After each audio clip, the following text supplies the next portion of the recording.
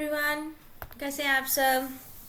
Teach दीवा में आप सबका स्वागत है। और आज मैं बीएड की फर्स्ट ईयर की पेपर 1 की बुक स्टार्ट करूंगी आप सबके साथ। ठीक है, तो हमारी बीएड की क्लास चलेंगी, बीएड डीएलएड सबकी क्लास चलेंगी।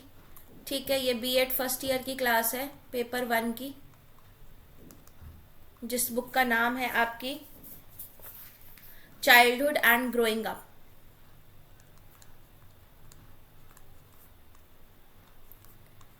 ये बुक मैं आपको समझाऊंगी, ठीक है, हिंदी इंग्लिश मीडियम दोनों से। ध्यान से सुनिएगा, बने रहिएगा। ओके, तो आज हम हमारी बीएड फर्स्ट ईयर की पेपर 1 की बुक जो है चाइल्डहुड एंड ग्रोइंग अप, ये आपकी CRSU, okay, MDU, CBLU, IGU और GJU की क्लास रहेगी। ठीक है, बीएड फर्स्ट ईयर की childhood and growing up, Hindi में बाल्यावस्था तथा विकास।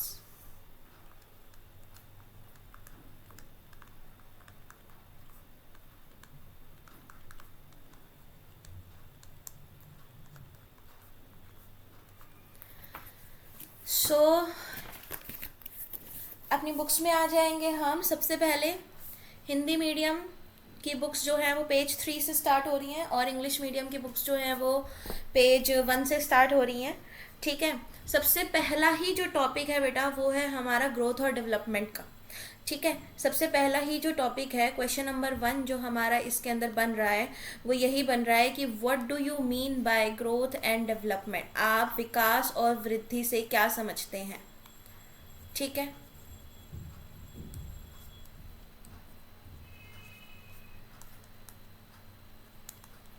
ग्रोथ आपकी वृद्धि हो जाती है और डेवलपमेंट आपका विकास हो जाता है।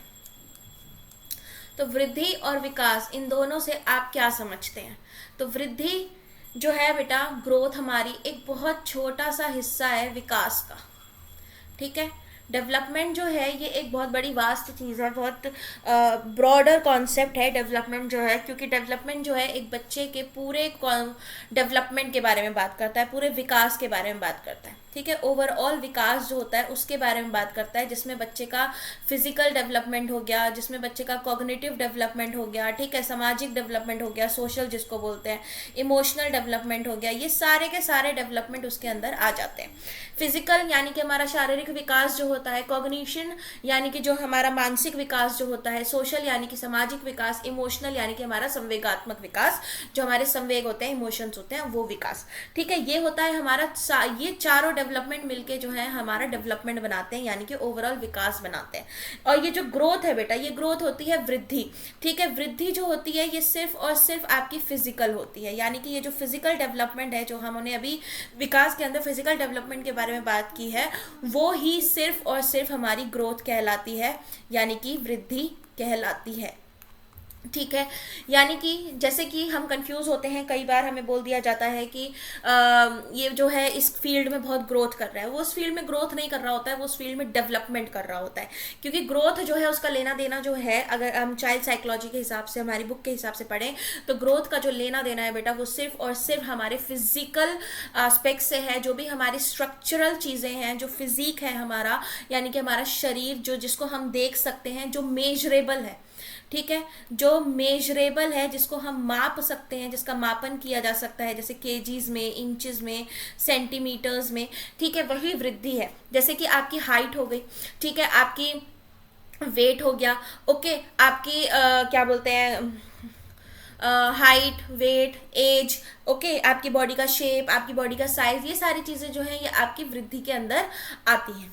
ठीक है, अब जैसे कि वृद्धि में यानी कि ग्रोथ के अंदर आपका क्या क्या आ गया, वो सारी चीजें जो मेजरेबल हैं, ठीक है, जिनका आप मापन कर सकते हो, जैसे कि किन में, केजीज में, इंचीज में, सेंटीमीटर में।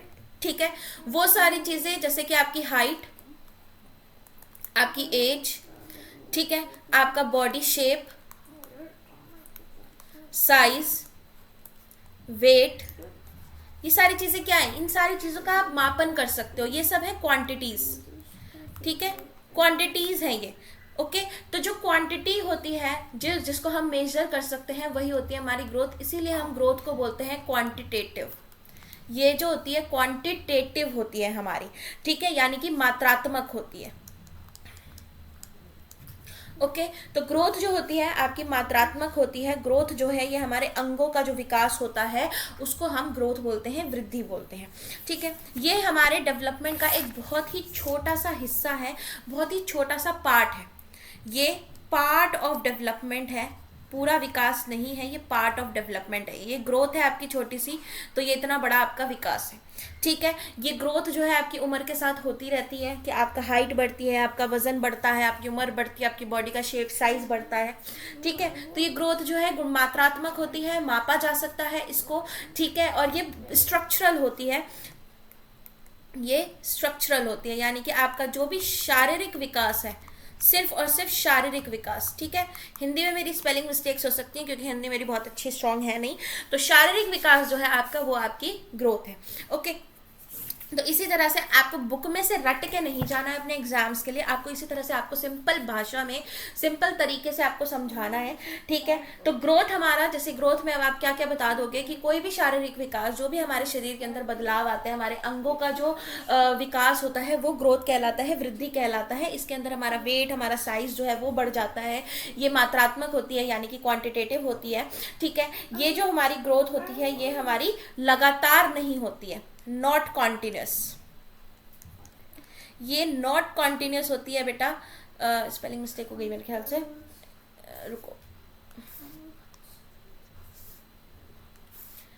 ठीक है। ये नॉट कॉन्टिन्यूस होती है, मतलब कि एक वक्त के बाद जाके रुक जाती है। जैसे कि आपने देखा है कि आपकी हाइट जो है एक टाइम के बाद रुक जाती है, ठीक है, आपका वेट जो है एक टाइम के बाद रुक जाता है। अब जो एक बच्चा जो होता है, जो इन्फेंट होता है, एक छोटा सा इन्फेंट जो होता है, बेबी जो होता है, ठीक है, आपने नोटिस किया होगा अगर आपके घर में बच्चे हों तो वो बहुत तेजी से उनकी जो हाइट है, उनका जो वेट है वो बढ़ता है शुरुआती महीनों में, फिर कुछ महीनों बाद उनका जो वेट और हाइट है वो रुक जाता है, ठीक है। उस स्पीड से नहीं बढ़ता जिस स्पीड से उनका हाइट और वेट पहले बढ़ रहा था। जैसे जैसे वो टॉडलर में होते हैं या आपकी 2 से 6 साल की उम्र में जाते हैं, वैसे वैसे उनकी हाइट और वेट जो है वो कम स्पीड पकड़ लेती है, ठीक है, कम स्पीड पे बढ़ती है। इसी तरीके से 18 साल के जब हम हो जाते हैं तो हमारी हाइट जो है वो रुक जाती है, ठीक है। तो ये नॉट कॉन्टिन्यूस होती है, डिसकॉन्टिन्यूस होती है, ग्रोथ जो है एक टाइम के बाद रुक जाती है, ठीक है। सब में देखने को मिलती है ये जो ग्रोथ है, ये सब में देखने को मिलती है, ठीक है। इंटरनली होती है, आपके अंदर होती है ये ग्रोथ, यानी कि आपके फिजिक में होती है।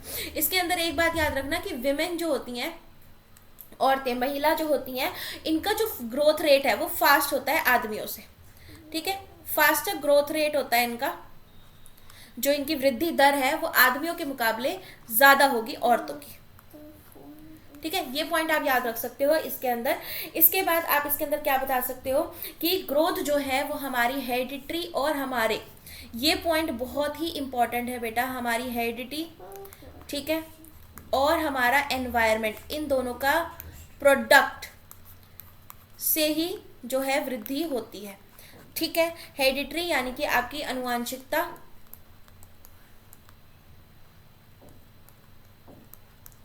और एनवायरनमेंट यानी कि आपका पर्यावरण, ठीक है। इन दोनों के गुणन से ही, प्रोडक्ट से ही आपकी वृद्धि होती है, ठीक है। जैसे कि आपके जीन्स से आपको एक बेस मिल जाता है आपकी पर्सनालिटी का, ठीक है, आपका कॉम्प्लेक्शन कैसा है, आपका वेट कैसा है, आपका साइज कैसा है, आप पतले हो मोटे हो, एक बेस मिल जाता है आपको हमारे जीन्स से, ठीक है। उसके बाद जब आप दुनिया में आ जाते हो तो आपको पर्यावरण मिलता है, जो कुछ भी आपको आपके आसपास मिलता है, आपका भोजन हो गया, ठीक है, जिसको हम न्यूट्रिशन बोल सकते हैं, फूड या न्यूट्रिशन बोल दो, या एजुकेशन बोल दो, ठीक है, या आपकी ट्रेनिंग बोल दो, जो भी ट्रेनिंग आपको दी जा रही है, खेल कूद कि किस हिसाब से दिया जा रहा है, रेस्ट किस हिसाब से दिया जा रहा है, फैमिली एनवायरनमेंट कैसा है, ये सारी चीज़ें जो हैं आपकी एनवायरनमेंट यानी पर्यावरण के अंदर आती हैं, ठीक है। तो इन दोनों के मेल से ही हमारी, चाहे ये ग्रोथ हो चाहे हमारा डेवलपमेंट हो, दोनों की बात अगर मैं करूं तो दोनों में, इन दोनों का बहुत बड़ा रोल है, हेरिडिटरी और एनवायरनमेंट। हेरिडिटरी को हम नेचर बोलते हैं,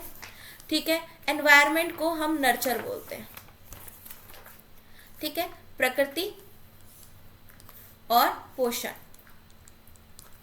प्रकृति और पोषण इन दोनों की मदद से ही जो है हमारा विकास होता है, चाहे वो हमारा फिजिकल विकास यानी कि हमारा सिर्फ ग्रोथ ही क्यों ना हो, या हमारे बाकी के जो विकास होते हैं, जो कि हमारा मानसिक विकास हो गया, हमारा सामाजिक विकास हो गया, या हमारा संवेगात्मक विकास हो गया, ये सारे विकास भी हमारे जो है सब डेवलपमेंट के अंदर प्रकृति और पोषण की वजह से ही होते हैं। ठीक है, इसके बाद ये था आपका ग्रोथ का कॉन्सेप्ट। ठीक है, तो ग्रोथ के कॉन्सेप्ट में आपने ये सारी चीजें बता देनी है अच्छे से। इसके बाद हमारा जो नेक्स्ट कॉन्सेप्ट आ जाता है वो आ जाता है विकास। अब ये एक बहुत बड़ा कॉन्सेप्ट है, बहुत ब्रॉडर कॉन्सेप्ट है। ठीक है, विकास के अंदर आपने सबसे पहली चीज जो ये बतानी है वो ये बतानी है कि जो विकास होता है वो एक ब्रॉड कॉन्सेप्ट होता है, व्यापक कॉन्सेप्ट है एक। ठीक है, बहुत बड़ा कॉन्सेप्ट है। इसके अंदर हमारे 4 डेवलपमेंट्स आ जाते हैं। पहला आ जाता है फिजिकल, ठीक है, दूसरा आ जाता है कॉग्निटिव, तीसरा आ जाता है सोशल, और चौथा आ जाता है हमारा इसके अंदर इमोशनल। ठीक है, हम इसको PCSE इस तरह से भी लिख सकते हैं। ठीक है, फिजिकल, कॉग्निटिव, सोशल और इमोशनल, जिसमें ये हमारा शारीरिक हो गया, ठीक है, ये हमारा संज्ञानात्मक हो गया, ठीक है, ये हमारा सामाजिक हो गया, ओके, ये हमारा संवेगात्मक हो गया। ठीक है, ये 4 हमारे विकास होते हैं। इन चारों विकासों का होना ही एक बच्चे का ओवरऑल डेवलपमेंट कहलाता है। अगर ये चारों विकास हो रहे हैं तो तभी हम बोलेंगे कि बच्चे का जो है हॉलिस्टिक डेवलपमेंट या ओवरऑल डेवलपमेंट हो रहा है। ठीक है, अब ये चारों जो होते हैं, ये चारों के चारों आपके PCSE जो है आपस में इंटरलिंक्ड होते हैं। ठीक है, यानी कि एक दूसरे के ऊपर निर्भर करते हैं। एक की वजह से दूसरा होता है, दूसरे की वजह से तीसरा, तीसरे की वजह से चौथा, चौथे की वजह से पहला। आपस में ये आपके इंटर रिलेटेड होते हैं, पारस्परिक संबंधित होते हैं। ठीक है, निर्भर करते हैं एक दूसरे के ऊपर, ये आपको सबसे पहले बता देना है। इसके अंदर आप जो नेक्स्ट चीज बताओगे वो ये बता दोगे कि फिजिकल जो होता है वो हमारा ग्रोथ होता है। ठीक है, वृद्धि होती है, इसीलिए ग्रोथ जो है बेटा वो हमारा पार्ट ऑफ डेवलपमेंट है, विकास का ही एक हिस्सा है। ठीक है, इसके बाद हमारे फिजिकल के अंदर आपने बता दिया कि इसके अंदर हमारा मोटर डेवलपमेंट हो जाता है। ठीक है, मोटर यानी आपकी गत्यात्मक विकास।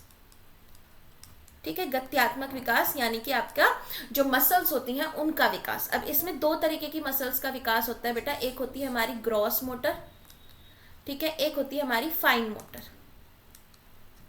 अब जो हमारी ग्रॉस मोटर स्किल्स होती हैं ये होती है हमारी बड़ी मसल्स। ठीक है, बड़ी मांसपेशियां जो होती हैं हमारी, उनका विकास जो होता है वो ग्रॉस मोटर होता है, और ये हमारी छोटी मांसपेशियां होती हैं। ठीक है, अब ग्रॉस मोटर में क्या होता है, जो बड़ी बड़ी मांसपेशियां होती है, पहले हमारी जो मसल्स हैं वो ग्रॉस मोटर्स डेवलप होती है। जैसे आपने देखा होगा एक बेबी जो होता है हमारा, ठीक है, वो सबसे पहले जो है अपनी पूरा हेड, ठीक है, अपने पूरे पूरे आर्म्स, हाथ, अपने पूरे पूरे लेग्स जो हैं उनको यूज करता है। ठीक है, उसके बाद जब वो इन पे कंट्रोल पा लेता है, उसके बाद वो अपनी छोटी मसल्स जो होती हैं, जैसे कि फिंगर मसल हो गई, ठीक है, आई मसल्स हो गई, ओके, टोज मसल्स हो गई, ओके, ये छोटी छोटी मसल्स जो है वो बाद में यूज करना शुरू करता है। ये होती है हमारी फाइन मोटर, छोटी मांसपेशियां। ठीक है, तो हमारा जो विकास होता है, हमेशा याद रखिएगा, हमारा जो डेवलपमेंट का डायरेक्शन होता है बेटा, विकास का जो डायरेक्शन होता है वो हमेशा ग्रॉस से फाइन की ओर होता है। ठीक है, ग्रॉस से फाइन की ओर होता है, यानी कि पहले बच्चा अपनी बड़ी मांसपेशियों पे कंट्रोल पाता है, फिर छोटी मांसपेशियों पे वो अपना कंट्रोल पाना जो है वो शुरू करता है। ठीक है, अब ये इसके अंदर ग्रॉस मोटर में जैसे आप एग्जांपल दे सकते हो, कौन कौन से एग्जांपल्स की, जैसे वॉकिंग हो गया, ठीक है, चलने में बड़ी मसल्स का यूज हो रहा है, डांसिंग हो गया, ठीक है, इसके बाद आपका रनिंग हो गया, जंपिंग हो गया। फाइन में आप कौन कौन से जिनमें छोटी छोटी मसल्स का यूज हो रहा है, जैसे कि बटन करना, अपनी शर्ट को बटन करना, ठीक है, कट करना सीजर्स से, सीजर्स की मदद से कट करना, ओके, ड्रॉ करना, पेंटिंग करना। ठीक है, इनमें छोटी छोटी मसल्स का यूज हो रहा है, स्टिचिंग करना सुई धागे से। ठीक है, तो इनमें छोटी छोटी मसल्स का यूज हो रहा है। तो फिजिकल डेवलपमेंट जब आप समझाने चलोगे तो आप इस तरीके से इसको फ्रेम करके आंसर को अपने समझाते चलोगे। ठीक है, तो ये अभी आपका पहला ही क्वेश्चन चल रहा है कि ग्रोथ और डेवलपमेंट क्या होता है। आपने पहले ग्रोथ समझा दिया, मान लीजिए 16 नंबर का आपका क्वेश्चन आता है तो सबसे पहले आपने इस तरीके से ग्रोथ के बारे में बताना शुरू किया कि वृद्धि ये होती है। ठीक है, उसके बाद आप ग्रोथ का समझाते हुए पूरा कि क्या क्या इसके अंदर चीजें होती हैं, क्या बदलाव होते हैं, आप धीरे धीरे आप इस तरह से विकास के ऊपर आए। विकास में आपने पहले बता दिया कि भाई 4 इसके अंदर हमारे जो होते हैं विकास होते हैं, आपस में इंटर रिलेटेड होते हैं, और उसके बाद हमने फिजिकल ग्रोथ से चीजें शुरू कर दी। ठीक है, फिजिकल ग्रोथ के बारे में बताया, तो अब आगे हम इसमें बता देंगे कि हमारा जो नेक्स्ट होता है वो होता है कॉग्निटिव, ठीक है, डेवलपमेंट। कॉग्निटिव डेवलपमेंट होता है आपका संज्ञानात्मक विकास। संज्ञानात्मक विकास में क्या बता देना है कि जैसे मान लीजिए बेटा ये आपका ब्रेन है, ठीक है, सॉरी ड्राइंग उतनी अच्छी नहीं है, ब्रेन है, ब्रेन में जो कुछ भी आपके चल रहा है वो सब आपका संज्ञानात्मक विकास है। ठीक है, यानी कि मान लीजिए आपकी इमेजिनेशन, ठीक है, आपकी थिंकिंग, आपकी रीजनिंग, लैंग्वेज, मेमोरी, और क्या हो सकता है, और क्या आ जाएगा कॉग्निशन में आपका, आपने ऐसे ही ओवरव्यू दे देना हर एक डेवलपमेंट के बारे में। ठीक है, अभी बताती हूँ इसको, इसमें आपकी कॉन्सेप्ट्स आ गए, ठीक है, परसेप्शन आ गया, ओके, ये सारी चीजें जो हैं ये आपके ब्रेन से रिलेटेड हैं, ये आपकी सारी इसके अंदर आ गई। तो ये सारी आपने इसके अंदर समझा देनी है। तो कॉग्निटिव डेवलपमेंट क्या है, संज्ञानात्मक विकास वही है जिसके अंदर जो कुछ भी हमारे दिमाग के अंदर चलता है वो सारी चीजें आ जाती हैं, यानी कि आपका मानसिक विकास। तो ये सारी चीजें जो है इसके अंदर आ जाती हैं, छोटे में समझा दिया। इसके बाद तीसरा वाला विकास आ जाता है हमारा, तीसरा वाला कौन सा आ जाता है, सोशल डेवलपमेंट। सोशल डेवलपमेंट यानी कि सामाजिक विकास।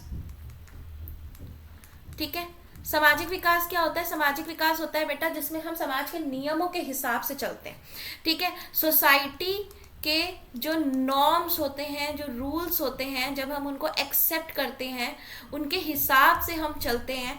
ठीक है, उनको समझते हैं, हम सोसाइटी के बारे में सोचते हैं, लोगों से कैसे घुलना मिलना है, कैसे किसी के साथ कोलैबोरेट करना है, कैसे किसी के साथ कोऑपरेट करना है। ठीक है, ग्रुप्स में कोई चीज़ सीखना, ठीक है, डिसिप्लिन में रहना, ये सारी चीज़ें जो हैं आपकी सोशल डेवलपमेंट के अंदर आ जाती हैं। ठीक है, अब इसके बाद आप नेक्स्ट वाला बता दोगे, इसमें नेक्स्ट वाला आपका कौन सा आ जाएगा, नेक्स्ट वाला आपका आ जाएगा इसमें इमोशनल डेवलपमेंट। इमोशनल डेवलपमेंट आपका क्या हो जाता है, संवेगात्मक विकास। ठीक है, संवेगात्मक विकास में आप क्या बताओगे कि इसमें हमारे 3 तरीके के वो होते हैं, संवेग होते हैं, फियर, लव एंड एंगर। ये तीनों ही आपस में इंटर रिलेटेड होते हैं।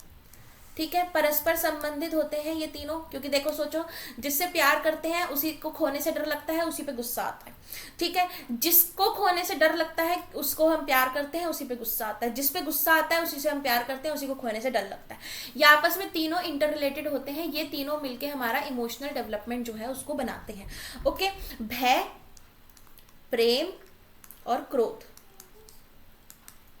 ओके, भय, प्रेम और क्रोध, जब इंसान अपने इन तीनों के ऊपर काबू पा लेता है, कंट्रोल करना इनको सीख जाता है कि मुझे किस सिचुएशन में कैसे इमोशनली उस सिचुएशन को हैंडल करना है, वो हो जाता है आपका इमोशनल डेवलपमेंट। ठीक है, तो ये 4 आपने इसके अंदर बता देना है। फिर आपने इसमें कुछ बतानी है इसकी कैरेक्टरिस्टिक्स यानी कि विशेषताएं। ये सारे डेवलपमेंट्स जो है हम इन्हें डिटेल्स में पढ़ेंगे आगे। ठीक है, अभी मैं आपका पहला जो क्वेश्चन है उसको 16 नंबर का बना के आपको दे रही हूँ। तो अब इसमें हम बता देंगे कैरेक्टरिस्टिक्स। विशेषताएं क्या हो जाएंगी हमारी, विशेषताएं में हम बता देंगे कि पहला कि डेवलपमेंट जो है ये हमारी 4 अलग अलग विकासों से मिलकर बना है, PCSE, फिजिकल, कॉग्निटिव, सोशल और इमोशनल। ठीक है, दूसरी हम क्या बता देंगे इसके अंदर कि डेवलपमेंट जो है वो हमेशा हमारी जनरल से स्पेसिफिक की ओर जाती है। जनरल से स्पेसिफिक की ओर यानी कि मतलब बेटा सामान्य से विशिष्ट की ओर जाती है। इसमें आप क्या एग्जाम्पल दे सकते हो कि जैसे एक छोटा बच्चा होता है, ठीक है, सामान्य से विशिष्ट की ओर। चलो मैं इसका नेक्स्ट पेज पे लेके चलती हूँ, हमारी जो भी कैरेक्टरिस्टिक्स है मैं नेक्स्ट पेज पे लेके आती हूँ, ठीक है।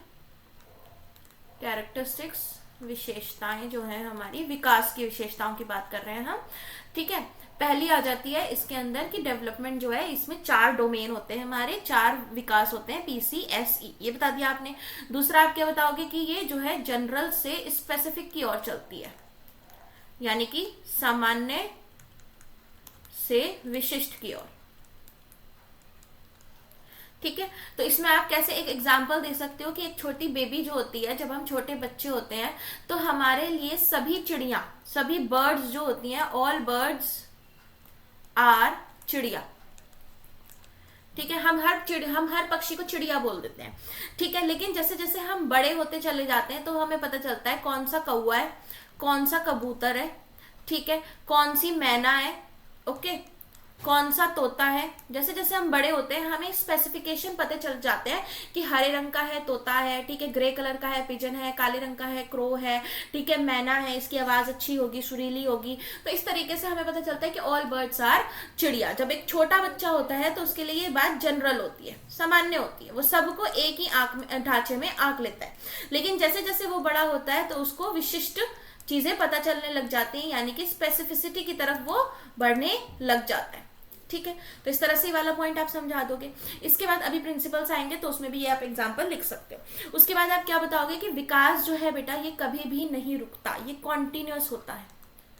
यानी कि जब आप अपनी माँ के गर्भ में आए, गर्भ से लेकर कब्र तक, ये वाला पॉइंट आप लिख सकते हो, बहुत इंपॉर्टेंट है। गर्भ से लेकर कब्र तक जो हमारा विकास है वो चलता है। यानी कि जब बच्चा माँ के गर्भ में कंसीव हो जाता है तब से लेकर ही उसके कब्र तक, मरने तक जो है उसका विकास होता रहेगा।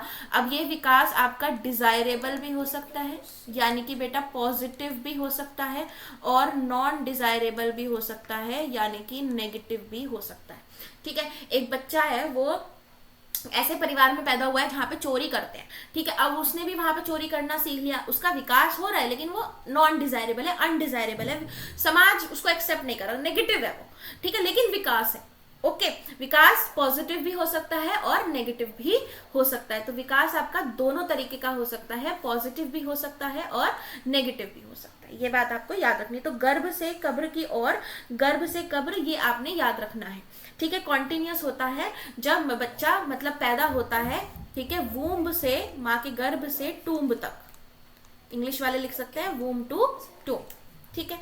इसमें अब आगे नेक्स्ट पॉइंट और क्या लिख सकते हो कि जो हमारा विकास है ये क्वांटिटेटिव भी होता है। क्वांटिटेटिव क्यों होता है? क्योंकि ऑब्वियसली जो वृद्धि है इसका पार्ट है, ग्रोथ जो है वो इसी का पार्ट है, ठीक है। प्लस ये बेटा क्वालिटेटिव भी होता है। क्वालिटेटिव यानी कि जो हमारे बाकी के विकास हैं, कॉग्निटिव, सोशल और इमोशनल, इन तीनों को तो हम माप नहीं सकते, ठीक है, ये नॉन मेजरेबल है, इनको हम माप नहीं सकते कि भैया मैंने 4 किलो आज, आप ये तो नहीं कह सकते ना कि आज मैंने 4 किलो समाजीकरण किया, या आज मैंने अपने 2 किलो इमोशंस पे कंट्रोल पा लिया, या आज मेरा 3 किलो जो है रीजनिंग बढ़ गई, तर्क मेरा जो है बढ़ गया, ऐसे तो नहीं कह सकते। तो ये क्वालिटेटिव यानी नॉन मेजरेबल भी होते हैं। तो क्वांटिटेटिव और क्वालिटेटिव दोनों होते हैं, फंक्शनल और स्ट्रक्चरल दोनों होता है हमारा जो विकास होता है। स्ट्रक्चरल में आपकी ग्रोथ आ गई, फंक्शनल में आपके कॉग्निटिव, सोशल और इमोशनल आ गए, ठीक है। तो ये फंक्शनल और स्ट्रक्चरल या क्वांटिटेटिव और क्वालिटेटिव दोनों होता है, ठीक है। अब जैसे कि आपकी बुक्स में अगर आप देखो तो page number 5 Hindi and page number 3 in English, page 5 Hindi, page number 3 in English में अगर देखो तो एक डायग्राम बना हुआ है, चेंज ऐसे करके चेंज लिखा हुआ है, ठीक है। और उसमें आपका इस तरीके से दे रखा है, यहाँ दे रखा है डेवलपमेंट, ठीक है, फिर ऐसे दे रखा है क्वांटिटेटिव, सॉरी क्वालिटेटिव, ठीक है, इधर दे रखा है आपका ग्रोथ, ठीक है, और उसमें दे रखा है क्वांटिटेटिव, ठीक है, कि ग्रोथ क्या है, ग्रोथ है भाई क्वांटिटेटिव है। डेवलपमेंट क्या है, डेवलपमेंट हमारी क्वालिटेटिव प्लस क्वांटिटेटिव दोनों है, आप दोनों डाल सकते हो, ठीक है। और इसके बाद क्वालिटेटिव में इन्होंने कुछ एग्जाम्पल्स दे रखे हैं। कैसे एग्जाम्पल्स दे रखे हैं कि इसके अंदर हमारा साइज आ जाता है, ठीक है, इसमें हमारा नंबर आ जाता है, काइंड आ जाता है, ठीक है, पोजीशन आ जाती है, वेट आ जाता है, जिनको भी हम मेजर कर सकते हैं वो सारी चीजें आ जाती है। और क्वालिटेटिव के अंदर देखिए इन्होंने फिजिकल, मेंटल, सोशल, इमोशनल, ये सारे चेंजेस डाल रखे हैं। मेंटल जो है वो आपका कॉग्निटिव ही है। तो इस तरीके से आपने अपना 16 नंबर का क्वेश्चन देखो फ्रेम कर लिया, ठीक है। ये इस तरीके से आपका 16 नंबर का जो क्वेश्चन है वो फ्रेम हो गया। अब ये क्या कम है बताओ, यहां से हमने शुरू किया था, ठीक है, यहां से हमने शुरू किया और फिर हम यहाँ आए, ये आया, फिर ये आया, फिर ये आया, फिर ये आया, ठीक है। इस तरीके से हम अपना 16 नंबर का क्वेश्चन जो है वो फ्रेम करते चले गए। क्या मुश्किल था, हो गया 16 नंबर का इजीली। अब इस चीज को अगर आप अच्छे से जब लिखने बैठोगे, ये तो हम बोल रहे थे, जब आप लिखोगे तो जाहिर सी बात है आप सेंटेंस बना के लिखोगे तो 16 नंबर का क्वेश्चन बन जाएगा बहुत आसान से, ठीक है। तो इस तरीके से आपका 16 नंबर का क्वेश्चन जो है बन गया, ठीक है। अब इसके बाद जो हमारा नेक्स्ट क्वेश्चन आता है, वेरी इंपॉर्टेंट क्वेश्चन, वो आता है बेटा प्रिंसिपल, ठीक है। हमारा जो नेक्स्ट क्वेश्चन आता है वेरी इंपॉर्टेंट क्वेश्चन, प्रिंसिपल, मैं हमेशा प्रिंसिपल्स की स्पेलिंग भूल जाती हूँ, principles of growth and development, यानी कि आपके वृद्धि एवं विकास के सिद्धांत। अब अगर ये क्वेश्चन 16 नंबर में आ जाता है तो पेज नंबर 5 पे आप देखो इंग्लिश में, ठीक है, और पेज नंबर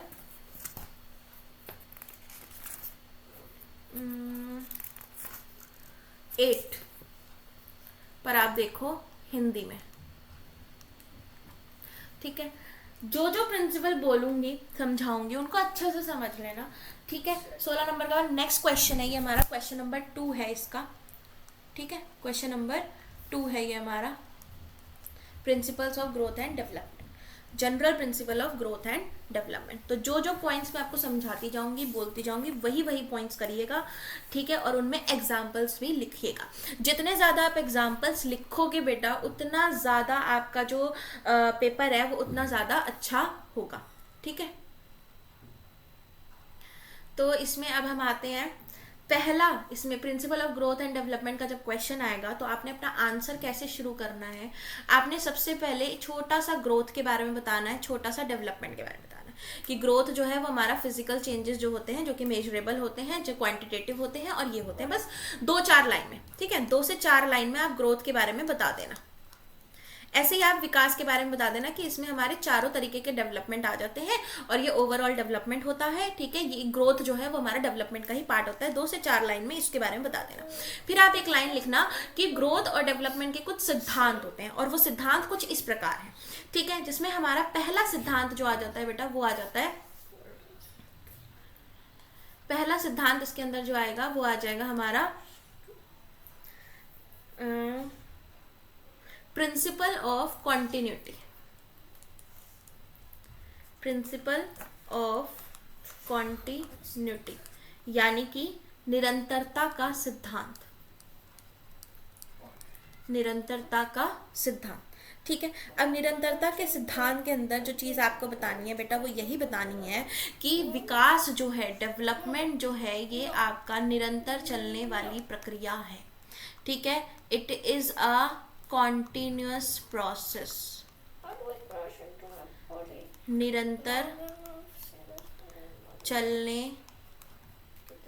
वाली प्रक्रिया, ये चीज आपने बतानी है, ठीक है, कि विकास जो है ये निरंतर चलने वाली प्रक्रिया है, एक कॉन्टिन्यूअस प्रोसेस है, ठीक है। इसके अंदर आप यही बताओगे कि जब बच्चा अपनी माँ के गर्भ में आता है, जब माँ उसको कंसीव कर लेती है बच्चे को, ठीक है, गर्भ में आ जाता है, तभी से जो है उसका विकास जो है वो शुरू हो जाता है, ठीक है। माँ के गर्भ के अंदर बच्चे का दिल बनेगा, उसका शारीरिक विकास होना शुरू हो जाएगा, ठीक है। फिर जब बच्चा बाहर की दुनिया में आएगा, ठीक है, यानी जब वो एक इन्फेंट बनेगा, एक शिशु बनेगा, ठीक है, शिशु, हाँ, शिशु बनेगा, ठीक है, तो उसको हेरिडिटरी प्लस एनवायरनमेंट, अनुवांशिकता और एनवायरनमेंट, पर्यावरण, दोनों से जो है उसको प्रकृति और पोषण, दोनों ही चीजें जब मिलेंगी तो उसके बाकी के जो विकास हैं, यानी कि उसका संज्ञानात्मक विकास, उसका सामाजिक विकास, उसका इमोशनल विकास, ये सारे विकास उसके होने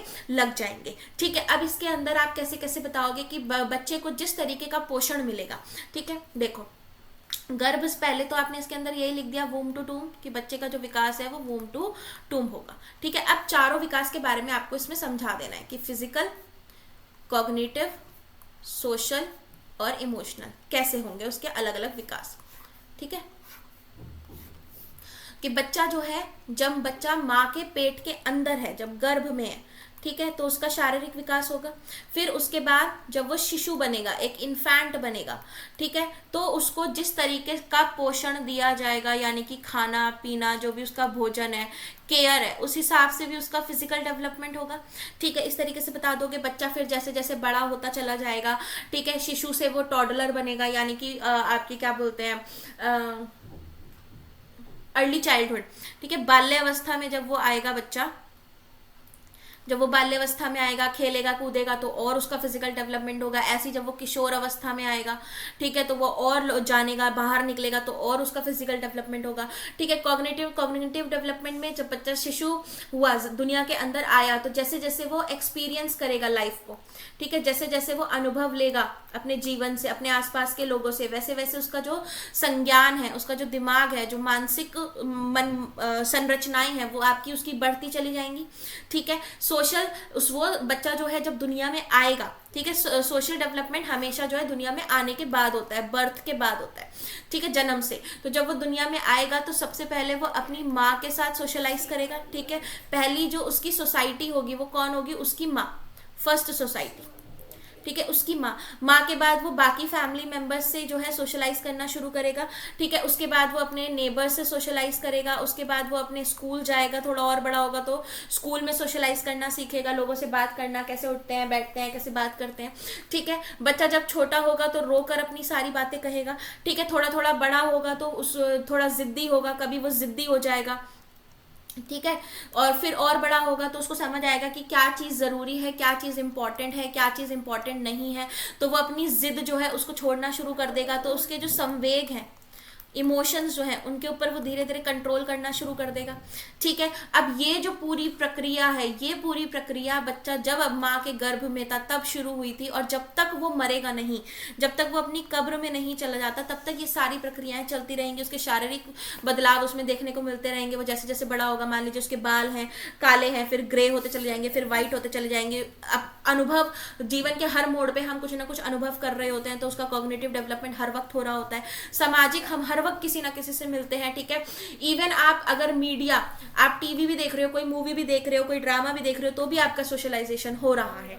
ठीक है, तो हमारा सोशलाइजेशन भी हर जगह हो रहा होता है। इमोशनल, हम जैसे जैसे बड़े होते चले जाते हैं, वैसे वैसे अपने अनुभवों के आधार पे हम जो है उसी तरीके से अपने इमोशंस पे कंट्रोल पाना जो है शुरू कर देते हैं। ठीक है, तो जैसे जैसे हम जब बहुत बड़े हो जाते हैं, बहुत मैच्योर हो जाते हैं, 30-40 साल की उम्र के हो जाते हैं, तो हमें पता है कि किसी भी चीज पे हम जो है छोटे बच्चों की तरह पैर फैला के जमीन पे रो के मसल के खुद को नहीं रो सकते। ठीक है, हमें पता है कि वहां पे अगर हमें कोई चीज पसंद आ रही है तो हम वहां पे सोचेंगे, तर्क वितर्क करेंगे कि ये हमारे लिए इंपॉर्टेंट है या नहीं है। ठीक है, तो इस तरीके से गर्भ से कब तक हमारा जो पूरा डेवलपमेंट है, जो विकास है, वो हमारा चलता रहता है। इसीलिए ये निरंतर चलने वाली एक प्रक्रिया है। समझा दिया। ठीक है, अब हमारी दूसरी प्रिंसिपल आ जाती है। इसमें दूसरा प्रिंसिपल आ जाता है आपका principle of uniform pattern. Principle of uniform pattern. ठीक है, यानी कि आपका एक रूपता का सिद्धांत। अब एक रूपता के सिद्धांत के अंदर आपने क्या बताना है कि दुनिया का हर बच्चा जो है वो डेवलपमेंट, उसका विकास होता है। यूनिफॉर्म पैटर्न का मतलब ये है कि एक पैटर्न, एक सेम पैटर्न देखने को सब बच्चों में मिलता है। ठीक है, सब लोगों में एक पैटर्न देखने को मिलता है। वो पैटर्न क्या होता है कि बच्चा जब पैदा होता है तो वो शिशु अवस्था में रहता है। ठीक है, जब वो शिशु अवस्था में रहता है तो हम देखते हैं कि वो अपनी बात रो के समझाता है, फिर वो बलबलाना शुरू कर देता है। ठीक है, फिर वो एक वर्ड सीखता है, फिर 2 वर्ड सीखता है, ठीक है, फिर हम देखते हैं उसके दांत निकल आने शुरू हो जाते हैं, जो मिल्क टीथ होते हैं उसके, वो आने शुरू हो जाते हैं। जब बच्चा 2 से 7 साल की उम्र में होता है तो उसके जो मिल्क टीथ हैं ये टूटने शुरू हो जाते हैं और परमानेंट टीथ आने शुरू हो जाते हैं। ठीक है, ये वाले 2 से 7 साल के बच्चे जो हैं ये लैंग्वेज बहुत तेज़ी से सीखते हैं। ठीक है, फास्टेस्ट डेवलपमेंट होता है इनका लैंग्वेज को लेके। तो इस तरीके के जो पैटर्न्स हैं ये हमें हर बच्चे में देखने को मिलते हैं। ठीक है, हाँ ये हो सकता है कि एज डिफर कर जाए, हो सकता है कि कुछ बच्चे जो हैं उनके दांत जो हैं वो थोड़ा लेट निकले। ठीक है, जैसे कि आप देखते हो कि 5 मंथ का जो बच्चा है ये बैठना शुरू कर देता है, लेकिन हो सकता है कि कुछ बच्चे जो होते हैं वो 6 मंथ पे सीखे, कोई 6 महीने पे सीखे। ठीक है, तो एज में डिफरेंस आ सकता है, लेकिन जो पैटर्न है कि कब ये मतलब ये जो पैटर्न है इन बच्चों का कि बच्चा जो है पहले, जब एक छोटा सा बच्चा जो है वो पहले अपना सर संभालना सीखेगा, फिर उसके बाद वो अपने आर्म्स को संभालना सीखता है। ठीक है, घुटन, फिर अपनी नीज पे चलना शुरू करता है। ठीक है, या घिसट घिसट के चलना शुरू करता है, फिर अपने टोस पे आता है यानी अपने पैरों पे खड़ा होता है। ठीक है, फिर वो वॉक करना शुरू करता है। ठीक है, उसके बाद धीरे धीरे जो है वो चीजें सीखता है, उसके मिल्क टीथ आते हैं, फिर परमानेंट टीथ आते हैं, उसकी जो बोन्स हैं पहले 308 कुछ हड्डियां होती हैं, फिर वो मॉडिफाई होते होते फ्यूज होते होते 206 रह जाती हैं। ये जो पैटर्न है ये सिमिलर है, ये यूनिफॉर्म है, ये सब बच्चों में ही देखने को हमें मिलता है। ठीक है, 13-14 साल की एज में जब बच्चे जाते हैं तो प्यूबर्टी सब में ही देखने को मिलती है, एडोलेसेंस सब में देखने को मिलती है, हार्मोनल चेंजेस सब में देखने को मिलते हैं। ठीक है, हेयर ग्रोथ हो रही है, आवाज मोटी हो रही है, पतली हो रही है, बॉडी साइज चेंज हो रहा है।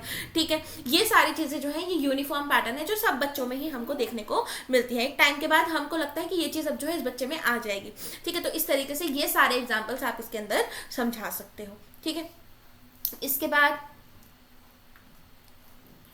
नेक्स्ट तीसरा पॉइंट जो आप इसमें बताओगे वो बताओगे प्रिंसिपल ऑफ इंडिविजुअल डिफरेंस। अब यूनिफॉर्म पैटर्न वो था जो हमें सब में देखने को मिलती हैं चीजें, बदलाव। ठीक है, जो पैटर्न हमें देखने को मिलते हैं। इंडिविजुअल डिफरेंस आपका बेटा हो जाता है व्यक्तित्व भिन्नताएं। व्यक्तित्व भिन्नताएं, व्यक्तित्व भिन्नताएं क्या होती हैं बेटा? व्यक्तित्व भिन्नताएं जो होती हैं ये होती हैं जो मुझे आपसे अलग करती हैं। ये जो लिस्ट है ना इंडिविजुअल डिफरेंसेस की, मतलब लिस्ट ऑफ वेरिएशन कि मैं आपसे कैसे अलग हूं। ठीक है, बहुत फिजिकली, ठीक है, कॉग्निटिवली, सोशली, इमोशनली। ठीक है, ये जो लिस्ट है ये इनफाइनाइट लिस्ट है। अगर मैं गिनने लग जाऊं, जैसे कि फॉर एग्जांपल मेरी आंखों का कलर आपकी आंखों का कलर, मेरे बालों का कलर आपके बालों का कलर, मेरा वेट आपका वेट, ठीक है, मेरी हाइट आपकी हाइट, मेरी एज आपकी एज, ठीक है, मेरी फिंगरप्रिंट्स आपकी फिंगरप्रिंट्स, ओके। और जैसे कि मेरी नॉलेज आपकी नॉलेज, मेरी स्किल आपकी स्किल, मेरी एजुकेशन आपकी एजुकेशन, मेरी फैमिली आपकी फैमिली, मेरे कल्चर आपके कल्चर, ठीक है, मेरी रिलीजन आपका रिलीजन, मेरी लाइक्स एंड डिसलाइक्स और आपके लाइक्स एंड डिसलाइक्स, ठीक है, मेरा फूड और आपका फूड, ओके, मेरा शेड्यूल और आपका शेड्यूल, ठीक है, मेरी लैंग्वेज और आपकी लैंग्वेज, ठीक है। ये सब क्या है? ये लिस्ट ऑफ वेरिएशन है जो हमें एक दूसरे से अलग करती हैं, ठीक है। और ये जो लिस्ट ऑफ वेरिएशन है ना बेटा, ये इनफाइनाइट है, ठीक है। 2 लोगों को अगर खड़ा कर दूं तो उनमें हजारों फर्क आप निकाल के दिखा दोगे, ठीक है। मेरा एक्सेंट आपका एक्सेंट, मेरी टोन आपकी टोन, ठीक है, बहुत सारे अनलिमिटेड है, ठीक है। मेरा कॉम्प्लेक्शन आपका कॉम्प्लेक्शन, ओके, बहुत सारे अनलिमिटेड है, ठीक है। यही वेरिएशंस होते हैं जो हमें एक दूसरे से अलग करते हैं, ठीक है। इन्हीं को बोलते हैं इंडिविजुअल डिफरेंस, की हर एक व्यक्ति जो है वो दूसरे व्यक्ति से अलग है, ठीक है। तो जो विकास होता है बेटा वो हर व्यक्ति में अपने हिसाब से होता है, इंडिविजुअल डिफरेंस के बेसिस पे होता है। तो पहले तो आप इसमें इंडिविजुअल डिफरेंस के बारे में बताओगे, फिर आप यही कहोगे कि हर इंसान के अंदर जो विकास होता है वो उनके इंडिविजुअल डिफरेंसेस के आधार पे होता है, व्यक्तित्व भिन्नताओं के आधार पे होता है, ठीक है। एक बच्चा हो सकता है जो चीज़ बहुत तेज़ी से सीख रहा है, दूसरा बच्चा वही चीज़ बहुत स्लोली सीखे, ठीक है। क्यों? क्योंकि इसका हो सकता है कॉग्निटिव डेवलपमेंट जो कि संज्ञानात्मक विकास है वो बहुत अच्छा है, इसका आईक्यू बहुत अच्छा है, और इसका आईक्यू जो है वो लो है और इसका आईक्यू जो है वो हाई है। ऐसा हो सकता है। ठीक है, इसको अपॉर्चुनिटीज़ बहुत ज़्यादा मिली हैं क्योंकि इसकी फैमिली बहुत अमीर है, उन्होंने इसको काफ़ी अपॉर्चुनिटीज़ दी हैं ताकि ये अपनी नॉलेज जो है हर जगह से हासिल कर सके। इसको वो अपॉर्चुनिटीज़ नहीं मिली हैं। ठीक है, तो इस तरीके से इसमें आपने इंडिविजुअल डिफरेंसेस को समझाना है। Clear?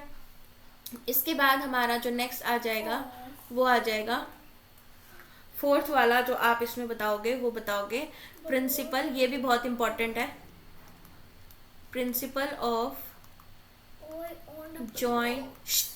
Joint product of hereditary and environment, यानी कि आपका वंशानुक्रम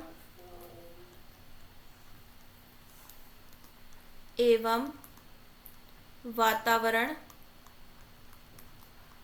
के संयुक्त परिणाम का सिद्धांत।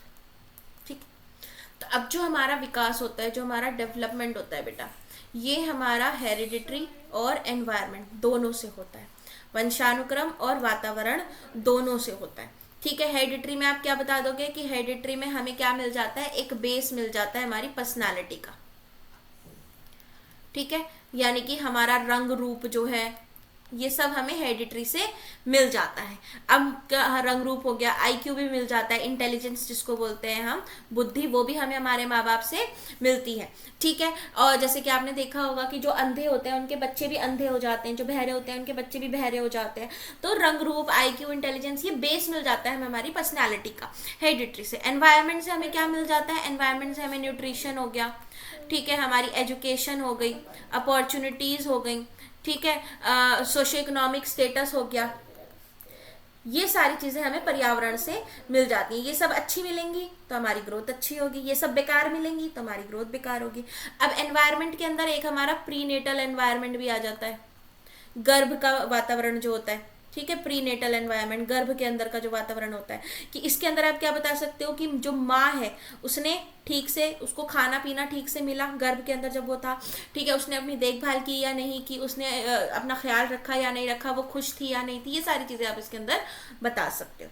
ठीक है, तो ये हो गया। तो इन दोनों के गुणनफल से ही ये दोनों जब आपस में मिलती हैं, हेरिडिटरी और एनवायरनमेंट, तब ही हमारी ग्रोथ और विकास दोनों होते हैं, वृद्धि और विकास दोनों हमारे तभी होते हैं।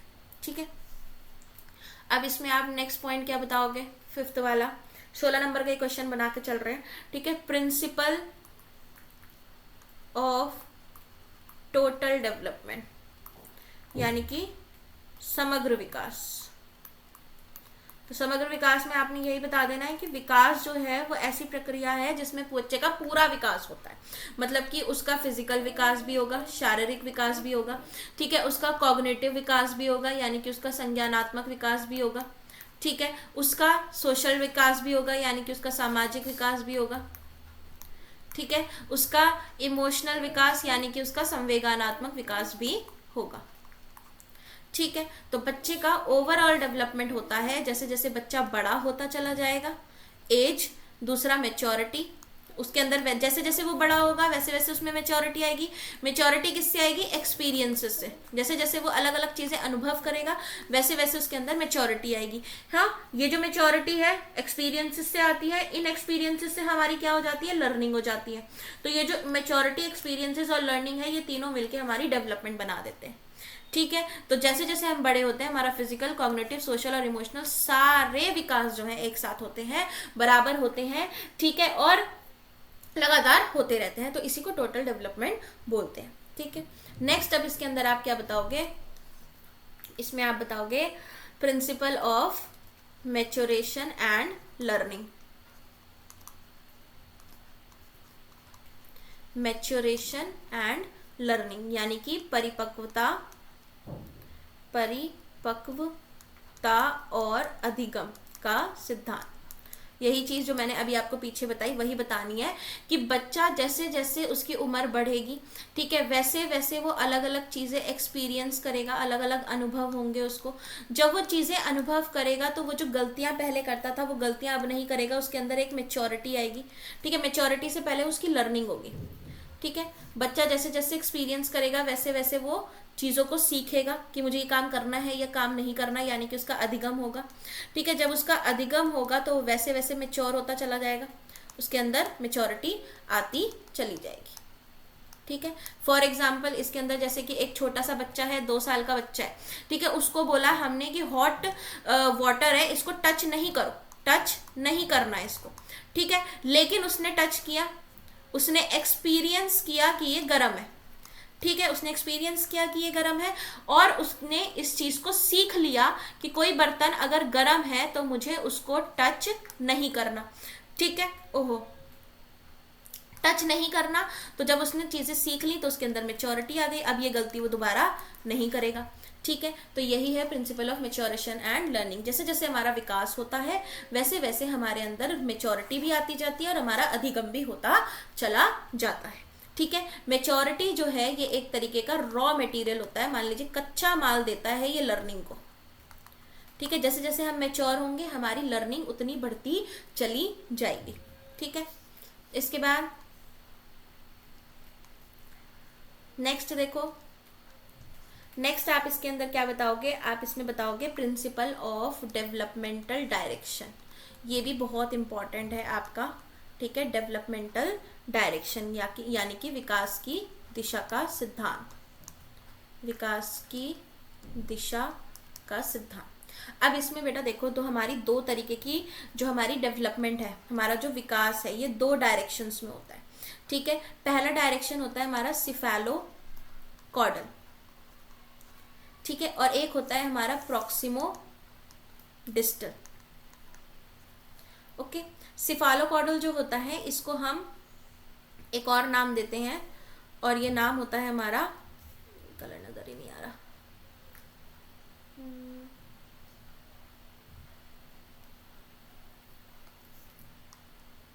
हाँ, सिफेलोकॉर्डल जो होता है इसको हम एक और नाम दे सकते हैं, सिर से पांव की ओर। एक और नाम होता है, इसमें दे नहीं रखा तुम्हारी बुक में, कोई नहीं। और ये होता है तुम्हारा रीढ़ की हड्डी से बाहर की ओर, अंदर से बाहर की ओर लिख लो इसको, अंदर से बाहर की ओर। ठीक है, अब ये जो 2 डायरेक्शन होते हैं, हमारा जो विकास है इन 2 डायरेक्शंस में होता है। पहले मैं आपको सिफेलो के बारे में बताती हूँ। ठीक है, सिफेलोकॉर्डल, आप इंग्लिश के नेम भी लिख सकते हो, हिंदी मीडियम वाले, और हिंदी मीडियम वाले अगर उन्हें कोई वर्ड इंग्लिश में नहीं याद आ रहा है तो वो हिंदी में लिख कर आ सकते हैं। ठीक है, छोटा सा एक वर्ड, ये नहीं अपनी पूरी मीडियम ही चेंज कर दिया आपने। सिफेलोकॉर्डल जो होता है इसमें क्या होता है कि बच्चे का जो विकास है वो उसके सर से, हेड से टो तक होता है, यानी पांव तक होता है, इस दिशा में। यानी बच्चा जो है सबसे पहले अपना सर संभालना सीखता है, 1 महीने का बच्चा हो जाता है वो अपना सर संभालना सीख जाता है, फिर हम उसके सर को सपोर्ट नहीं देते, वो अपनी गर्दन इधर उधर घुमा लेता है। ठीक है, फिर वो अपने अपर पार्ट को कंट्रोल करना सीखता है। ठीक है, वो अपने अपर पार्ट को कंट्रोल करना सीखेगा, उसका अपर पार्ट है ये वाला। इस अपर पार्ट के अंदर वो क्या क्या सीखेगा, अपने हाथों को कंट्रोल करना। ठीक है, अपने हाथों को कंट्रोल करेगा और फिर उसके बाद वो घुटनों पे चलना शुरू कर देगा, घुटनों पे चलना शुरू करेगा तो वो अपने हाथों पे कंट्रोल कर लेगा। ठीक है, फिर अपने लोअर पार्ट पे कंट्रोल करना शुरू करेगा। ठीक है, ये क्या हो गया,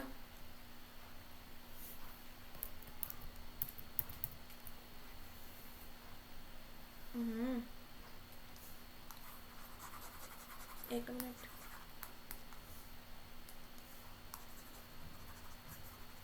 ये पता नहीं कैसे आ गया, कोई नहीं, साइड में कर देती हूँ इस तरीके से। ठीक है, पहले वो अपना हेड संभालना सीखेगा, अपना सर संभालेगा, फिर अपने हाथों को कंट्रोल करना सीखेगा, फिर अपने घुटनों पे चलना शुरू करेगा, फिर अपने पैरों पे खड़ा होना शुरू करेगा, फिर अपने पूरा वजन जो है अपने पैरों पे लेकर आएगा। ये होता है सिफेलोकॉर्डल, हेड टू टो। ठीक है, प्रॉक्सिमो डिस्टल जो होता है बेटा आपका, प्रॉक्सिमो डिस्टल, ये इसके अंदर जो होता है बेटा, बच्चा जो है अंदर से, सेंटर से बाहर की ओर, पेरीफेरी की तरफ, पेरीफेरी यानी एक्सटीरियर की तरफ जो है उसका विकास होना शुरू हो जाएगा। जो अभी पीछे याद है मैंने आपको बताया था कि बच्चा जो है ग्रॉस से फाइन की ओर अपना विकास करना शुरू करता है, वही आपका प्रॉक्सिमो डिस्टल होता है। यानी कि जैसे कि मान लीजिए ये बच्चे का एक हाथ है, ठीक है, ड्राइंग उतनी अच्छी नहीं आएगी, ये हाथ है पूरा शोल्डर से कनेक्टेड, तो बच्चा जो है पहले अपने पूरे हाथ का इस्तेमाल करता है। ठीक है। अंदर सेंटर से बाहर की ओर उसका विकास होगा।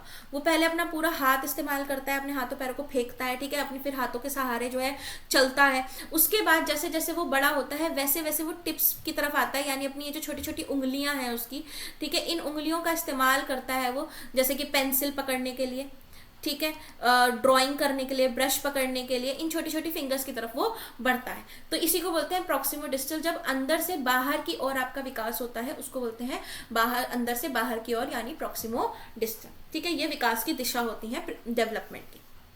नेक्स्ट आ जाती है इसके अंदर हमारी 8th आ जाएगी हमारी। इसमें आप क्या बता दोगे?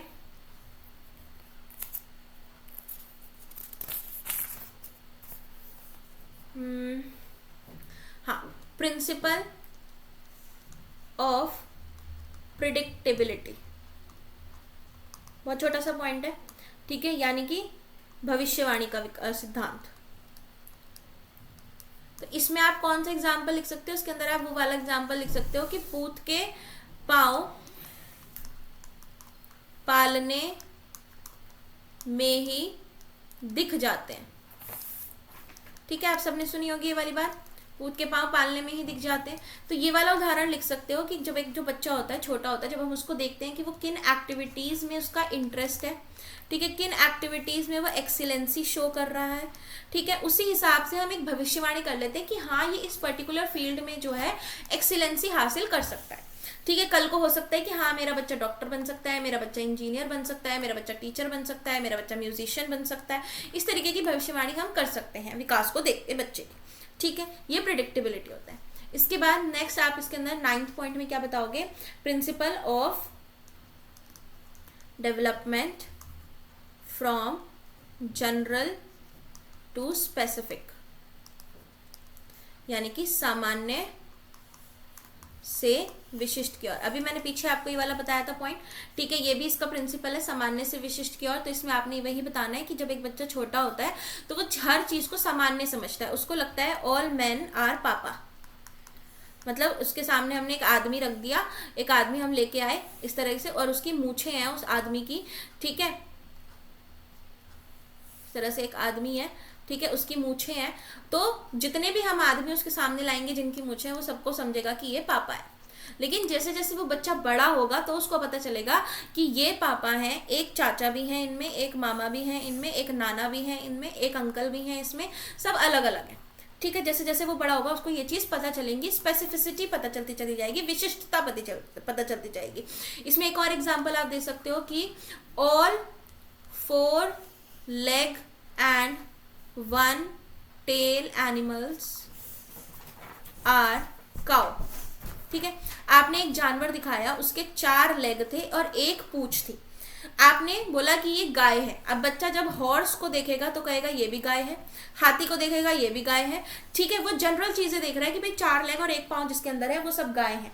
लेकिन धीरे धीरे जैसे जैसे वो बड़ा होगा हम उसको पढ़ाएंगे, उसको बताएंगे, फीचर्स वो समझने लग जाएगा, उसके अंदर क्लासिफिकेशन की जो क्वालिटी है, जो एबिलिटी है वो डेवलप होने लग जाएगी। तो उसको समझ आएगा कि काव कौन है, हॉर्स कौन है, ठीक है। जैसे एक छोटा सा बच्चा है, हमने उसको पतंग दिखाई, ठीक है, पतंग उड़ रही है आसमान में और एक एरोप्लेन उड़ रहा है आसमान में, वो कहेगा कि दोनों ही फ्लाई करते हैं, दोनों ही उड़ते हैं, मतलब दोनों सेम है।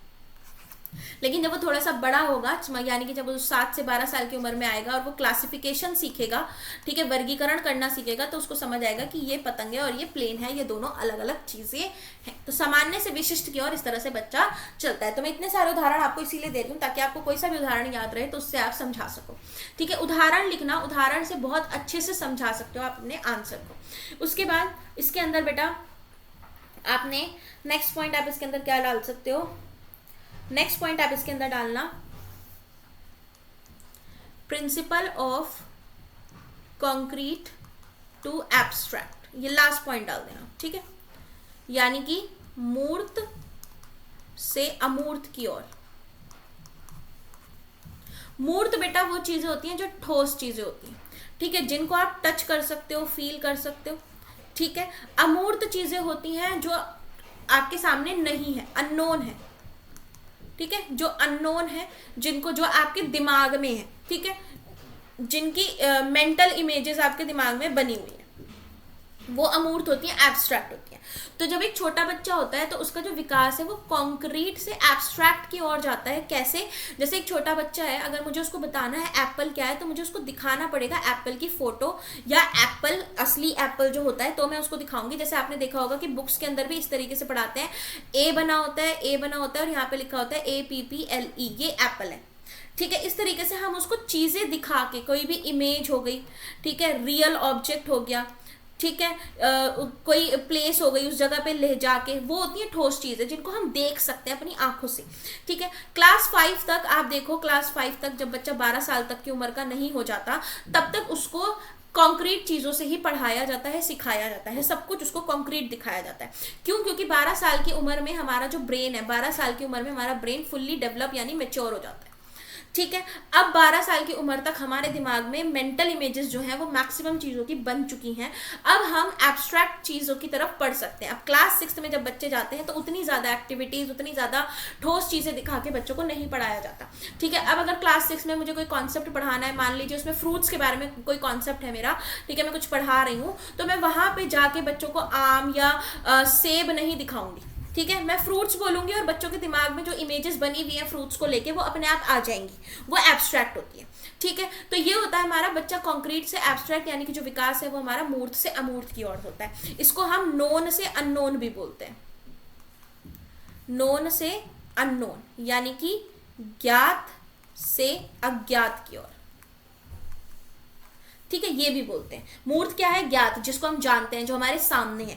अननोन क्या है? एब्स्ट्रैक्ट, जो हमारे सामने नहीं है। ठीक है, तो इस तरीके से देखो आपका 16 नंबर का क्वेश्चन कितनी आसानी से बन गया। कहां से हमने स्टार्ट किए थे? प्रिंसिपल्स ऑफ डेवलपमेंट, यहां से। ये हमारा सेकंड क्वेश्चन था। ठीक है, प्रिंसिपल ऑफ डेवलपमेंट में पहला निरंतरता। ठीक है, आपने निरंतरता को बहुत अच्छे से इस तरह से समझा दिया, वोम से टूम तक जाती है। ठीक है, उसके बाद यूनिफॉर्म पैटर्न में कि हर बच्चे में ये सारे बदलाव देखने को मिलते हैं। फिर इंडिविजुअल डिफरेंसेस की हर बच्चा जो है अपने दर के हिसाब से, अपने व्यक्तित्व भिन्नताओं के हिसाब से जो है चीज़ों को सीखता है।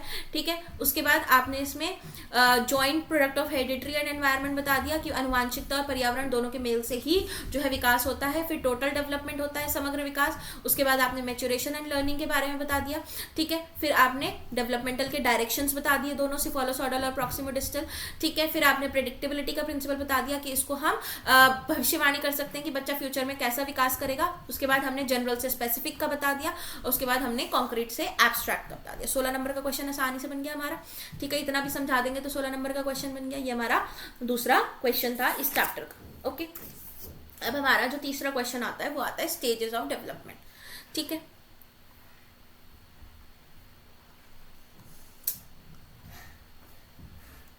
तो हमारा तीसरा क्वेश्चन जो आता है, ओहो एक मिनट,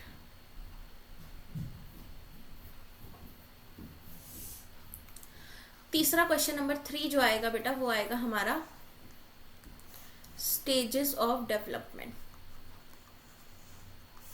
ठीक है, यानी कि विकास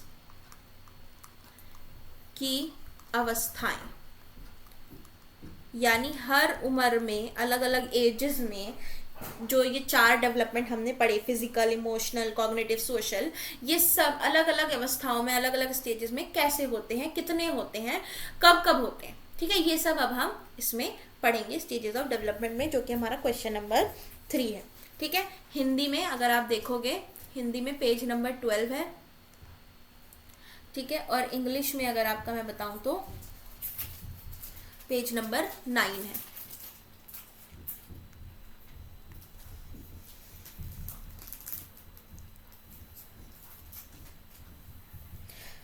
ठीक है, तो स्टेजेस के बारे में पढ़ते हैं। अब देखिए, इसमें आपकी बहुत सारे लोगों की स्टेजेस दे रखी है। आपने जो स्टेजेस समझनी बेटा वो सिर्फ रॉस की समझनी है। ठीक है, इसमें आपको बहुत सारे लोगों की स्टेजेस दे रखी है, लेकिन आपने बस रॉस जो है उनकी स्टेज को समझ लेना है। ठीक है, कि 4 स्टेजेस दी थी रॉस ने हमारी, इन 4 स्टेजेस के बारे में हम पढ़ेंगे। तो हमारा जो विकास है, आप इसके अंदर पहले कैसे बताओगे कि विकास जो है, इंसान का जो डेवलपमेंट होता है, जो विकास होता है, वो अलग अलग स्टेजेस में होता है। ठीक है, अलग अलग अवस्थाओं में होता है। अब ये जो 4 स्टेजेस हैं अकॉर्डिंग टू रॉस, ये 4 स्टेजेस में इन्होंने इसको बांटा है। ठीक है, और ये 4 स्टेजेस हमारी कौन कौन सी है बेटा? पहली स्टेज जो है वो हमारी आ जाती है शैशव अवस्था। पहली जो आ जाती है वो आ जाती है शैश अवस्था, ठीक है, जिसको हम इन्फेंसी स्टेज भी बोलते हैं, ठीक है। दूसरी जो आ जाती है बेटा वो आ जाती है हमारी अर्ली चाइल्डहुड, ठीक है। अर्ली चाइल्डहुड जो होती है इसको हम प्रारंभिक बाल्य अवस्था भी बोलते हैं, प्रारंभिक बाल्य अवस्था। तीसरी इन्होंने हमें दी है वो है लेटर चाइल्डहुड, जिसको हम बोलते हैं उत्तर बाल्य अवस्था। चौथी जो है वो हमें इन्होंने दी है एडोलेसेंस, एडोलेसेंस, ठीक है, जिसको हम बोलते हैं किशोर अवस्था, ठीक है। तो ये हमारी 4 अवस्थाएं हैं जो हमारी रॉस ने दी हैं। इन चारों अवस्थाओं में, ये जो हमारी 4 अवस्थाएं हैं बेटा, इन चारों अवस्थाओं में हमारा PCSE किस तरीके से होता है, कब कब होता है, जिनके बारे में हम इस स्टेजेस में, इस क्वेश्चन में पढ़ेंगे या लिखेंगे, ठीक है। PCSE शारीरिक, संज्ञानात्मक, सामाजिक और संवेगात्मक विकास जो है हमारे चारों, वो किस किस तरीके से होते हैं हमारे, वो सारी चीज़ें हमने इसके अंदर पढ़नी है, ठीक है। ये चारों स्टेजेस जो है हमारी इसके अंदर हम पढ़ेंगे। तो आगे बढ़ते हैं। सबसे पहले आप किसके बारे में बताना शुरू करोगे? इन्फेंसी। इन्फेंसी क्या है हमारी? शिशु, शिशु अवस्था,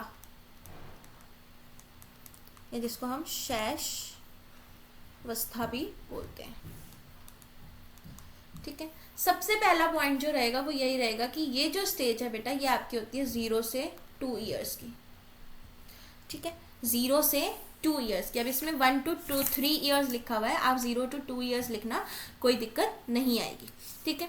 0 से 2 साल की हमारी जो होती है ये शैश अवस्था होती है, ठीक है। शैश अवस्था में हमें अलग अलग बदलाव देखने को मिलते हैं हमारे हर तरीके के विकास में, ठीक है। तो जैसे सबसे पहले शैश अवस्था में हम, अच्छा 1 मिनट रुको, शैश अवस्था से पहले हम, एक और स्टेज होती है जिसके बारे में रॉस ने बोला तो नहीं है, लेकिन एक और होती है, ठीक है, जिसमें कुछ नहीं होता, जिसमें आपने कुछ ज़्यादा खास लिखना नहीं है, बस इतना ही लिखना है। एक होती है हमारी प्री नेटल स्टेज, ठीक है। प्री नेटल स्टेज जो होती है इसको हम जन्म से पूर्व की अवस्था भी बोल सकते हैं, ठीक है। जन्म से पूर्व की अवस्था जो है, इसके अंदर आपने कुछ नहीं बताना, यही बताना है कि इसका जो टाइम पीरियड होता है वो 9 मंथ का होता है, ठीक है। इसके अंदर बच्चा जो है गर्भ के अंदर जो भी उसका विकास हो रहा है, ठीक है, गर्भ के अंदर विकास होता है इसमें, ठीक है, बच्चे का बॉडी वगैरह बनता है, इसमें जो भी जिम्मेदारी है वो माँ की होती है, ठीक है। मदर जो है वो रिस्पॉन्सिबल होती है इस डेवलपमेंट के लिए। माँ जो है वो अच्छा खाना खाएगी, ठीक है, अच्छी केयर रखेगी अपनी, खुश रहेगी, तो बच्चे का जो विकास है वो भी बेटा अच्छा होगा, ठीक है। तो ये प्रीनेटल स्टेज पहले आप बता दोगे, इसके अंदर जन्म से पूर्व की अवस्था। अब आप इसके अंदर बताओगे आगे की स्टेजेस के बारे में, जो कि हमारी पहली आ जाती है इन्फेंसी स्टेज, ठीक है, जिसको हमने बोला शैश अवस्था। तो सबसे पहले आपने एज बता देनी है कि ये 0 से 2 साल तक के बच्चों की होती है, ठीक है। 0 से 2 साल के बच्चे जो हैं वो इन्फेंट कहलाते हैं, इन्फेंसी स्टेज कहलाती है उनकी, ठीक है। ये जो बच्चे होते हैं इसके अंदर बच्चा, एक मिनट रुको,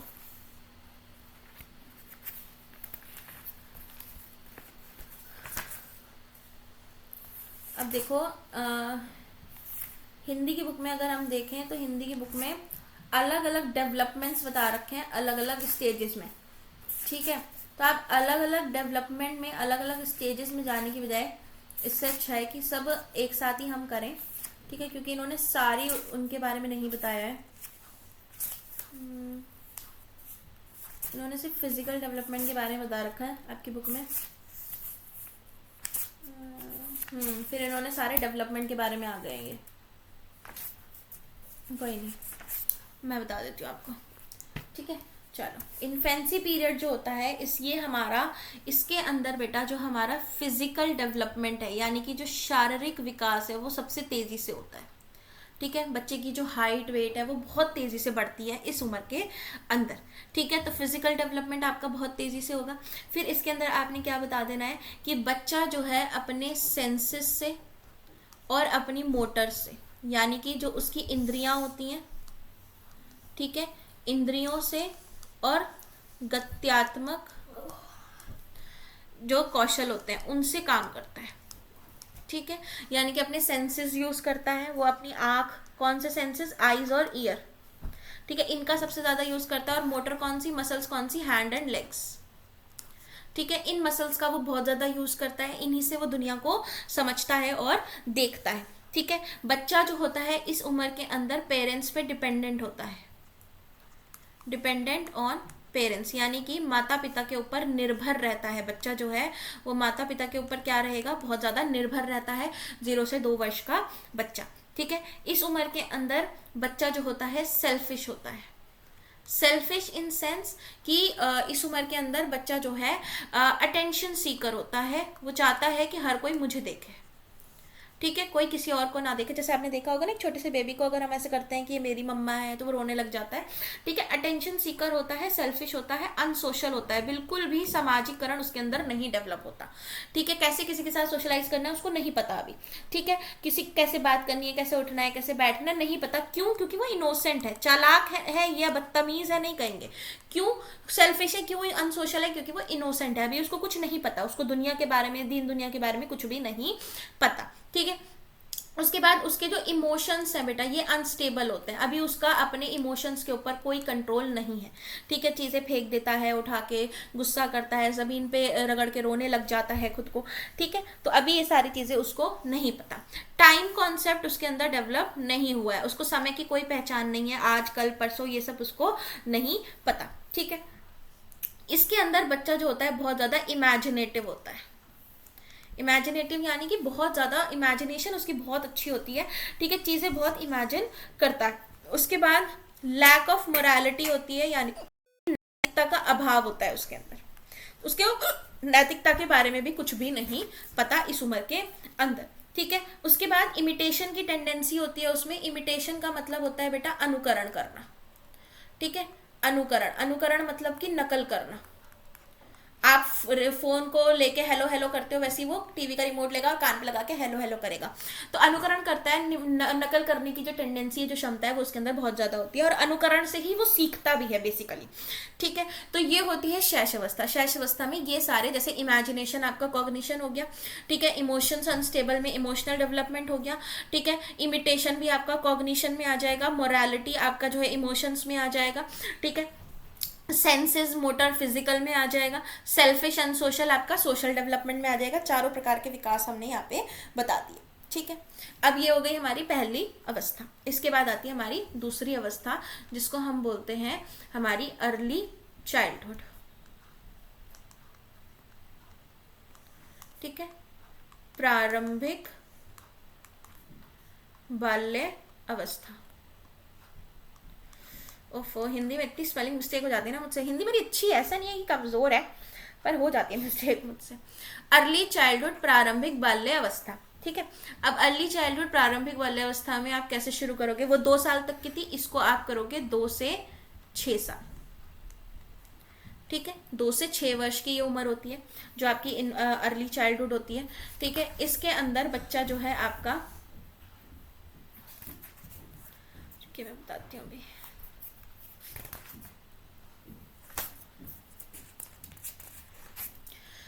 अर्ली चाइल्डहुड जो होती है, यहाँ पे बेटा फिजिकल डेवलपमेंट जो है फास्टेस्ट होगा आफ्टर इन्फेंसी। जो 4 अवस्थाएं हैं हमारी, ठीक है, 4 स्टेजेस जो हैं हमारी, infancy, early childhood, letter childhood और एडोलेसेंस। सबसे तेज फिजिकल डेवलपमेंट इन्फेंसी में होता है। इसके बाद अगर इन्फेंसी को हटा दूं तो इन 3 स्टेजेस में सबसे तेज जो आपका फिजिकल डेवलपमेंट होगा वो अर्ली चाइल्डहुड के अंदर होगा। ठीक है, बच्चा फिजिकल डेवलपमेंट इसमें सबसे तेज होता है। इस उम्र को हम यूनिक पीरियड भी बोलते हैं। क्यों यूनिक पीरियड बोलते हैं बेटा? क्योंकि इसमें फिजिकल डेवलपमेंट इन्फेंसी के बाद सबसे तेज होता है। उसके बाद इसमें लैंग्वेज का जो डेवलपमेंट है, भाषा का जो विकास है, वो भी सबसे तेजी से होगा। सेंसिटिव पीरियड कहा जाता है इसको, सेंसिटिव टू लैंग्वेज डेवलपमेंट। ठीक है, भाषा का विकास बहुत तेजी से होता है बेटा इस उम्र के अंदर, 2 से 6 साल की उम्र के अंदर बच्चा जो है बहुत तेजी से, आप गालियां दोगे घर में वो गालियां पकड़ लेगा, आप जनाब से बात करोगे वो आप जनाब से बात करना शुरू कर देगा। ठीक है, आप उसको 4 लैंग्वेज सिखाओगे इस उम्र में, वो चारों की चारों लैंग्वेज बहुत इजीली सीखना शुरू कर देगा। तो उसकी लैंग्वेज का जो डेवलपमेंट है वो बहुत तेजी से होता है। बच्चा इसके अंदर बहुत ज्यादा क्यूरियस रहता है। ठीक है, जिज्ञासा बहुत ज्यादा रहती है उसके अंदर, क्वेश्चनिंग बहुत ज्यादा करता है वो, ये क्यों होता है, वो क्यों होता है, ऐसे क्यों होता है, वैसे क्यों होता है। फिजिकल एक्टिविटीज उसकी बहुत ज्यादा रहती हैं। ठीक है, बच्चा जो है यहाँ पे सोचने लग जाता है but illogically, illogical thinking start हो जाती है उसकी। सोचता जरूर है लेकिन उसमें तर्क नहीं होता, लॉजिक नहीं होता। ठीक है, इलॉजिकल थिंकिंग उसकी स्टार्ट हो जाती है। उसकी वोकैबुलरी बहुत तेजी से बढ़ती है, वही भाषा का बहुत तेजी से विकास होता है। ठीक है, बच्चा सोशलाइजेशन जो है उसका, समाजीकरण जो है बेटा वो भी फास्टेस्ट होता है इसी में। क्यों फास्टेस्ट होता है? क्योंकि बच्चा 2 से 6 साल का जो बच्चा होता है वो स्कूल जाने लगता है। ठीक है, फ्रेंड्स बनाने लगता है, नेबर्स से मिलने लगता है। तो जितने ज्यादा लोगों से वो मिलने लगता है उतना ज्यादा उसका सोशलाइजेशन जो है वो बढ़ने लग जाता है। ठीक है, तो इसमें सोशलाइजेशन जो है वो भी बहुत तेज होता है बच्चों का। ठीक है, इसके अंदर बच्चे जो हैं उनको मॉरल्स जो है, जो नैतिकता है वो ये समझ आने लग जाती है कि जो बड़े कहेंगे, जो बड़ों के बातें हैं, ठीक है, मॉरल्स जो है बच्चों के अंदर डेवलप होने लग जाते हैं धीरे धीरे। बहुत कम होते हैं लेकिन धीरे धीरे जो है मॉरल्स बच्चों के अंदर डेवलप होने लग जाते हैं। तो ये कुछ कैरेक्टरिस्टिक्स हैं आपकी। इसको टॉय स्टेज भी बोलते हैं। बच्चा जो है इसमें खिलौनों को समझने लग जाता है। एक इन्फैंट जो होता है वो खिलौने नहीं समझता। ठीक है, उसके लिए रिमोट भी खिलौना है और उसकी कार भी खिलौना है। लेकिन जब एक अर्ली चाइल्डहुड का जो बच्चा होता है उसको पता है कि मुझे ये वाला खिलौना चाहिए, मुझे वो वाला खिलौना चाहिए। इन्फैंट कभी भी आपसे नहीं कहेगा, 0 से 2 साल तक का बच्चा कभी नहीं कहेगा कि मुझे ये वाला खिलौना दिला दो या ये वाला खिलौना दिला दो। जब 2 से 6 का हो जाता है तब वो कहने लग जाता है कि मुझे ये वाला खिलौना चाहिए, मुझे वो वाला खिलौना चाहिए। उसको समझ आ जाती है। टॉय स्टेज भी बोलते हैं इसको। ठीक है, इसके अंदर भी बच्चा जो है नकल करके बहुत तेजी से चीजों को सीखता है। ठीक है, ये हमारी अर्ली चाइल्डहुड की स्टेजेस हो गई। ठीक है, इसके बाद हमारी नेक्स्ट आ जाती है,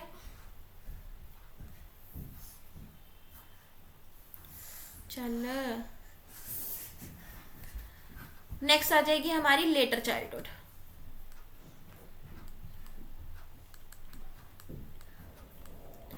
लेटर चाइल्डहुड यानी कि उत्तर बाल्य अवस्था। ठीक है, लेटर चाइल्डहुड जो होती है बेटा ये हमारा क्या होता है, ये हमारी 6 से 12 साल तक की होती है। ठीक है, 6 से 12 साल तक की ये होती है हमारी लेटर चाइल्डहुड जो है। इसके अंदर बच्चा जो है ईगो नहीं, इसके अंदर नहीं होता, ईगो सेंट्रिक तो उसके अंदर होता है। रुक जाओ, लेटर चाइल्डहुड जो होती है ये हमारी 6 से 12 की होती है। इसमें हमारा दे नहीं रखा है ठीक से।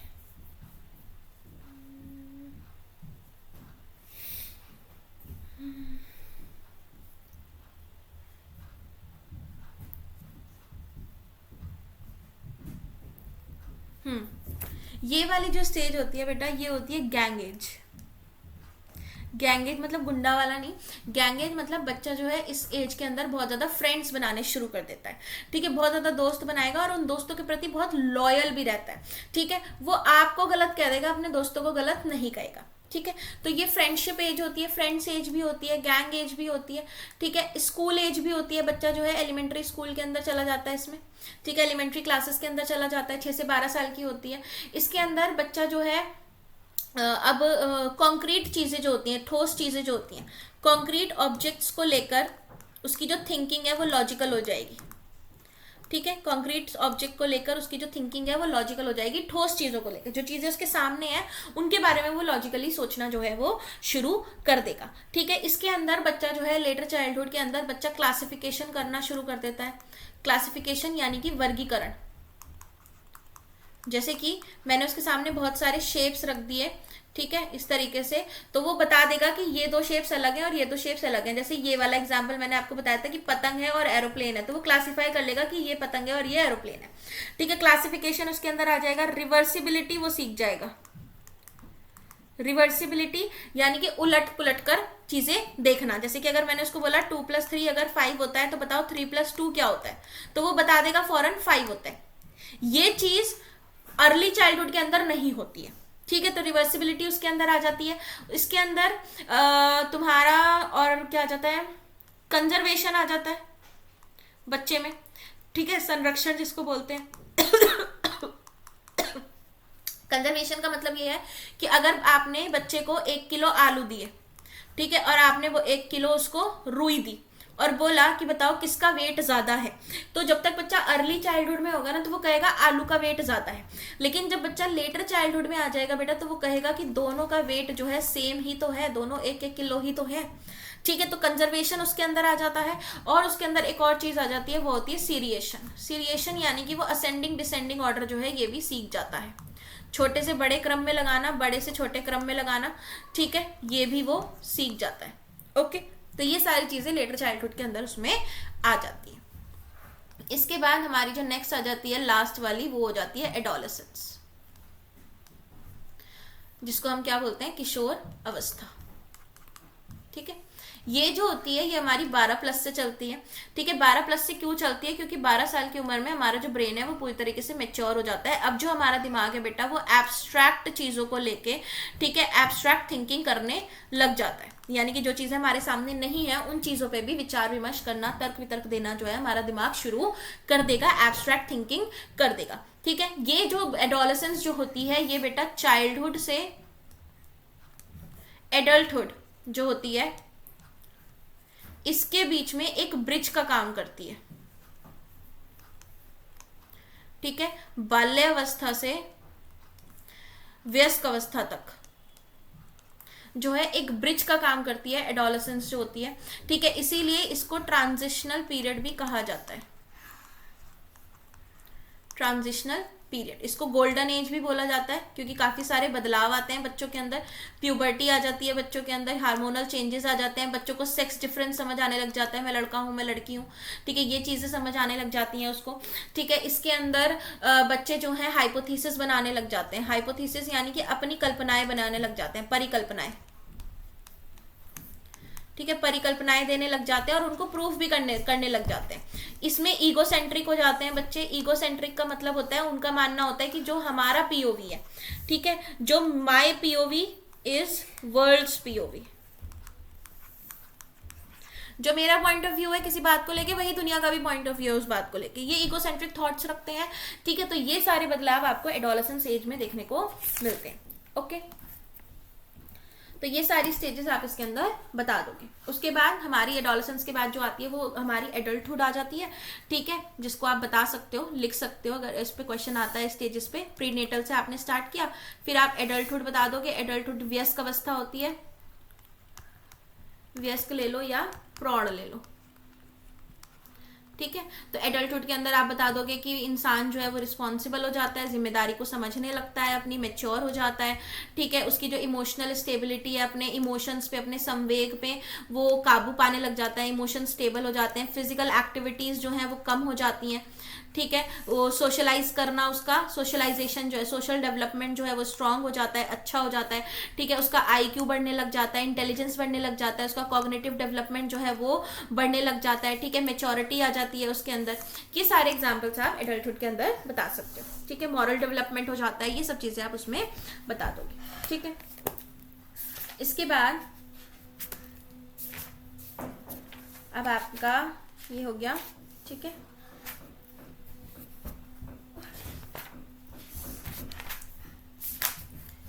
ये हमारा स्टेजेस ऑफ डेवलपमेंट वाला क्वेश्चन भी खत्म हो गया। अब आते हैं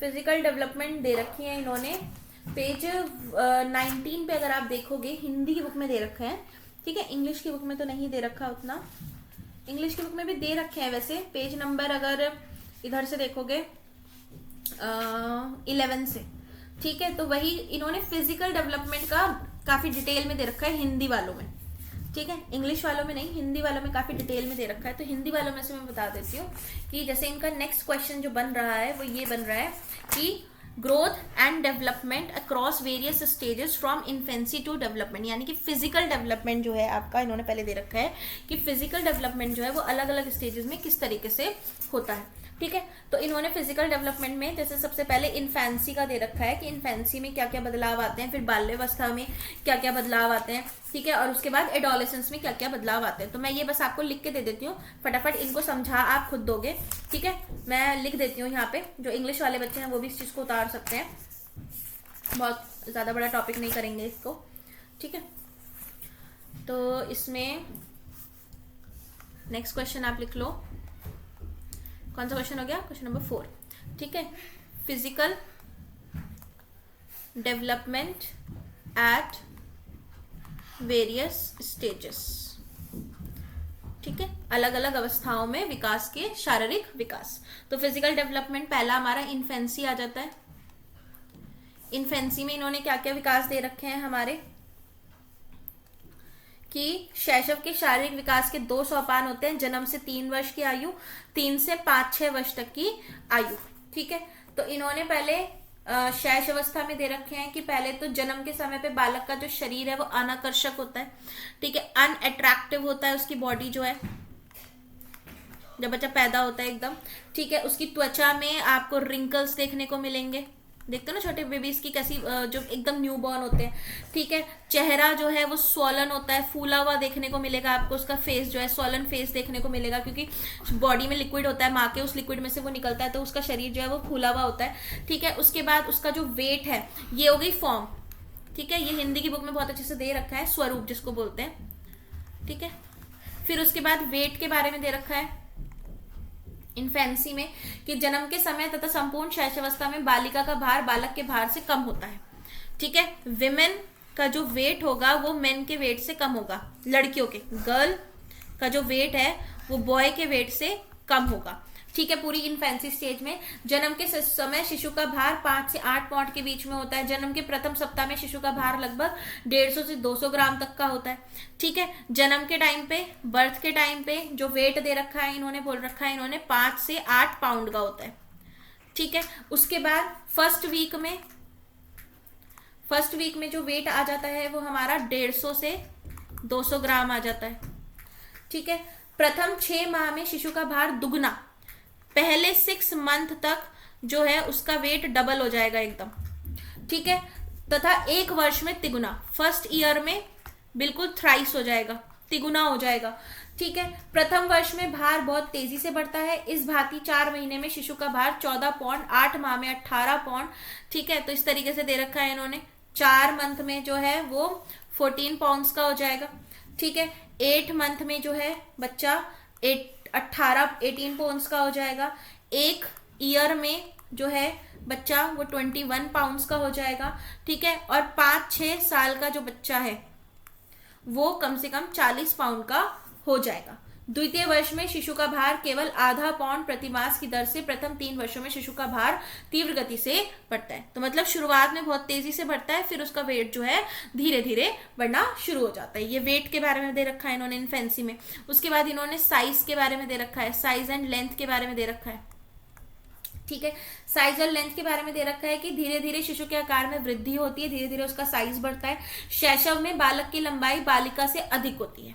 ठीक है, बॉयज की जो लेंथ होगी वो गर्ल्स के मुकाबले अधिक होगी। ठीक है, जन्म के समय बालक तथा बालिका की लंबाई क्रमशः 20.5, 20.3 इंच होगी। ये 20.5 इंच के रहेंगे। ठीक है, ये 20.3 इंच के रहेंगे at the time of birth. Okay, इसके बाद 3 साल वर्षों में बालिकाओं की लंबाई बालकों की लंबाई से अधिक हो जाती है। 3 से 4 वर्ष में जो है गर्ल्स की जो लंबाई है वो बॉयज की लंबाई से ज्यादा हो जाती है, तथा बाद में बालकों की लंबाई बालिकाओं की लंबाई से आगे निकल जाती है। और 4 वर्ष के उपरांत जो है बॉयज की लंबाई गर्ल्स की लंबाई से ज्यादा हो जाएगी। ठीक है, इसके बाद हेड एंड ब्रेन का बता रखा है इन्होंने। नेक्स्ट हेड एंड ब्रेन का बता रखा है इन्फेंसी में। हेड एंड ब्रेन में इन्होंने दे रखा है कि नवजात शिशु के सर की लंबाई उसके संपूर्ण शरीर की लंबाई का 1/4 होती है। जो हेड होता है, ठीक है, वो 1/4 ऑफ बॉडी इन्फेंट की पूरे शरीर की 1/4 जो है वो उसके सर की लंबाई होती है। ठीक है, धीरे धीरे सिर और धड़ का अनुपात, धीरे धीरे ये जो हेड और बॉडी का अनुपात है ये आपका 1:3 हो जाता है। ठीक है, यानी 1/3 सर हो जाता है। उसके बाद मस्तिष्क का भार जो है जन्म के टाइम पे, जो ब्रेन है, ब्रेन का जो वेट है वो जन्म के टाइम पे 350 ग्राम रहता है। ठीक है, at the time of birth. उसके बाद शरीर के भार के अनुपात में अधिक होता है, यह भार 2 वर्षों में दुगना हो जाता है, बस काफी है। इसके बाद बोन्स के बारे में बता देना। बोन्स में क्या बदलाव आते हैं? नवजात शिशु जो होती हैं, नवजात शिशु की हड्डियां जो होती हैं वो सॉफ्ट होती हैं, फ्लेक्सिबल होती हैं। ठीक है, सॉफ्ट होती हैं, कोमल होती हैं और संख्या में 270 होती हैं। संपूर्ण शैशव में ये छोटी लचीली होती हैं, ठीक से जुड़ी हुई नहीं होती। कैल्शियम फॉस्फेट अन्य खनिज की सहायता से धीरे धीरे कड़ी होती हैं। इसे अस्थिकरण, दृढ़ीकरण, ऑसिफिकेशन कहते हैं। बालकों की अपेक्षा बालिकाओं में अस्थिकरण तीव्र गति से होता है। ठीक है, तो बोन्स के बारे में बस इतना लिख देना। उसके बाद टीथ के बारे में लिख देना कि जब बच्चे पैदा होते हैं तो उनके नकली मतलब मिल्क टीथ होते हैं, छोटे होते हैं। तो ठीक है, 6 मंथ से जो है टीथ निकलना शुरू हो जाते हैं। ओके, उसके बाद बस इतना काफी है इसमें। ठीक है, फिर इन्होंने नेक्स्ट स्टेज जो है वो चाइल्डहुड दे रखी है आपकी कंबाइंड करके। चाइल्डहुड में क्या क्या दे रखा है इन्होंने? पहला आपका वेट दे रखा है।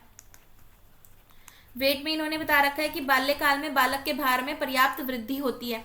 ठीक है, तो 12 वर्ष के अंत में उसका भार 80 तथा 95 पाउंड हो जाता है। 12 इयर्स के बच्चे का जो हमारा वेट है वो 80 से 95 पाउंड्स तक हो सकता है। ठीक है, 9-10 वर्ष की आयु तक बालकों का भार बालिकाओं के भार से अधिक रहता है। 9 से 10 साल तक की उम्र में जो हमारे लड़के हैं, ठीक है, बॉयज का जो वेट है वो गर्ल्स के वेट से ज्यादा रहेगा।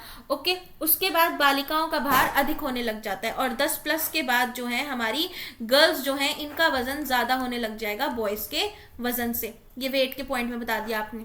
ठीक है, इसके बाद ऊंचाई, हाइट बता दो।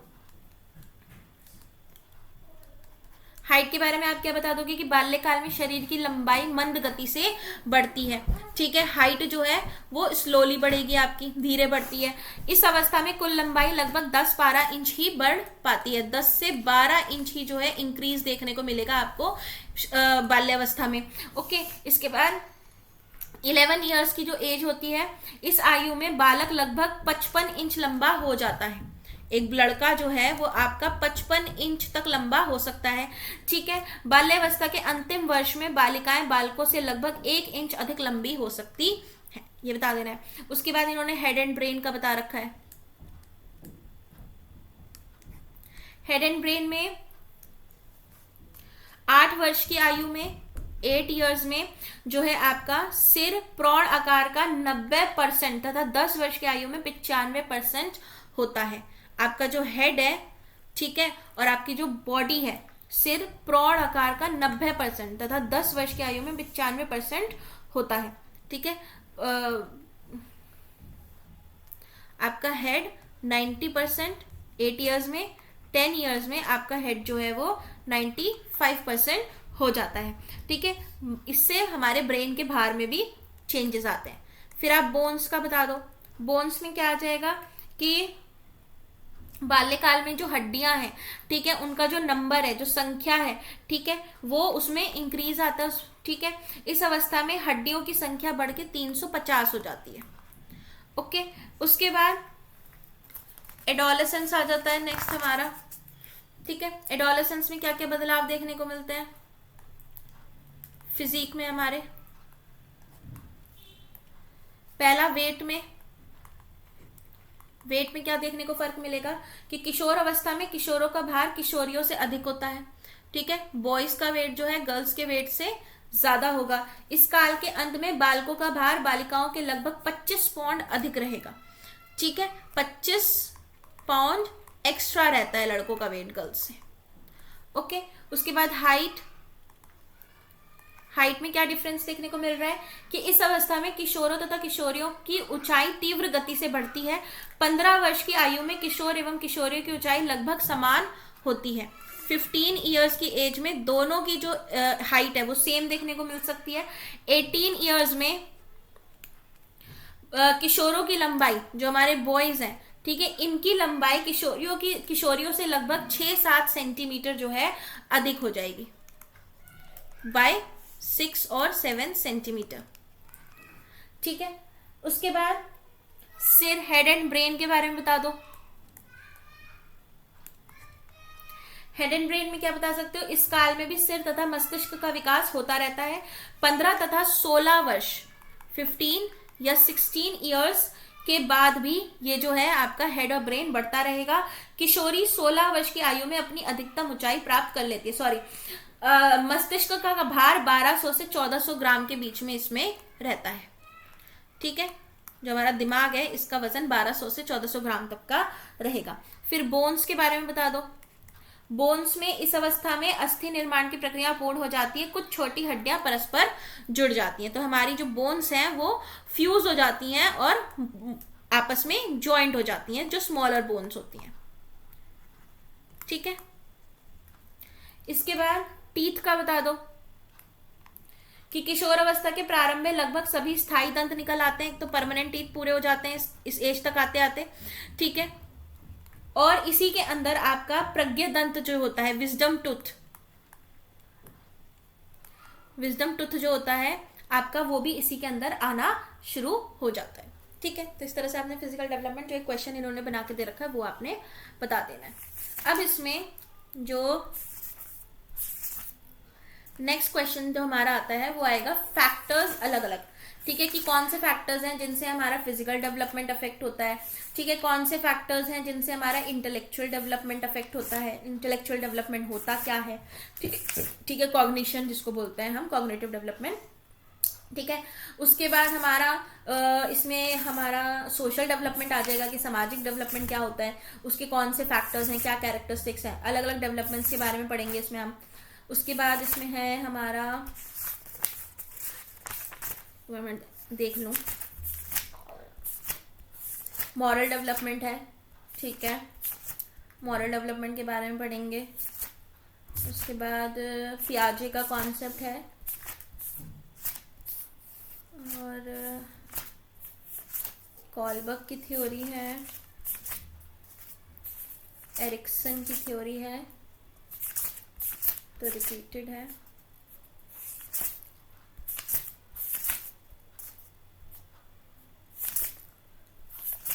हेरिडिटरी और एनवायरनमेंट का रोल रिपीटेड है। बॉमरेंड की थ्योरी है, पेरेंटिंग स्टाइल है। अभी बहुत लंबा है, चलो नेक्स्ट क्लास में इसके आगे से कंटिन्यू करेंगे। ठीक है, अभी हमने जो किया है, कहाँ तक किया है, हिंदी में हमने पेज नंबर, समझिए आप, हमने कंप्लीट कर लिया पेज नंबर 30 तक। ठीक है, हमने हिंदी में पेज नंबर 30 तक डन कर लिया, और इंग्लिश में हमने पेज नंबर जो है आपका 18 तक डन कर लिया। ठीक है, अब नेक्स्ट वीडियो में मैं आगे पढ़ाऊंगी आपको। ठीक है, आपको बेटा सीटेट की हमारी क्लासेस चलती हैं। ठीक है, सीटेट की क्लासेस, और हमारी अभी हम DSSB PRT की क्लासेस शुरू करने वाले हैं। अगर आपको DSSB PRT और सीटेट की क्लासेस के बारे में कोई भी जानकारी चाहिए, तो हमारे ये जो नीचे नंबर लिखा हुआ है, ये 8299117251, इस पर आप मुझे व्हाट्सअप कर सकते हो। ठीक है, मेरा नाम आप टीच डीवा के नाम से ही जानिए मुझे। ठीक है, इससे आप कांटेक्ट कर सकते हो। ठीक है, मेरा इंस्टाग्राम चैनल भी है यही टीच डीवा पे, आप इससे कांटेक्ट कर सकते हो इस नंबर पे मेरे को, सीटेट और DSSB PRT के लिए। ओके, बाकी क्लासेस बीएड की, फर्स्ट ईयर की, सेकंड ईयर की, सबकी क्लासेस यहीं देखने को आपको मिल जाएंगी प्रॉपर एक्सप्लेनेशन के साथ। मैं नोट्स भी प्रिपेयर करूँगी। ठीक है, जिनको नोट्स चाहिए होंगे वो भी मेरे से कॉन्टैक्ट कर सकते हैं। ओके, चलिए आज की क्लास यहीं ख़त्म करते हैं।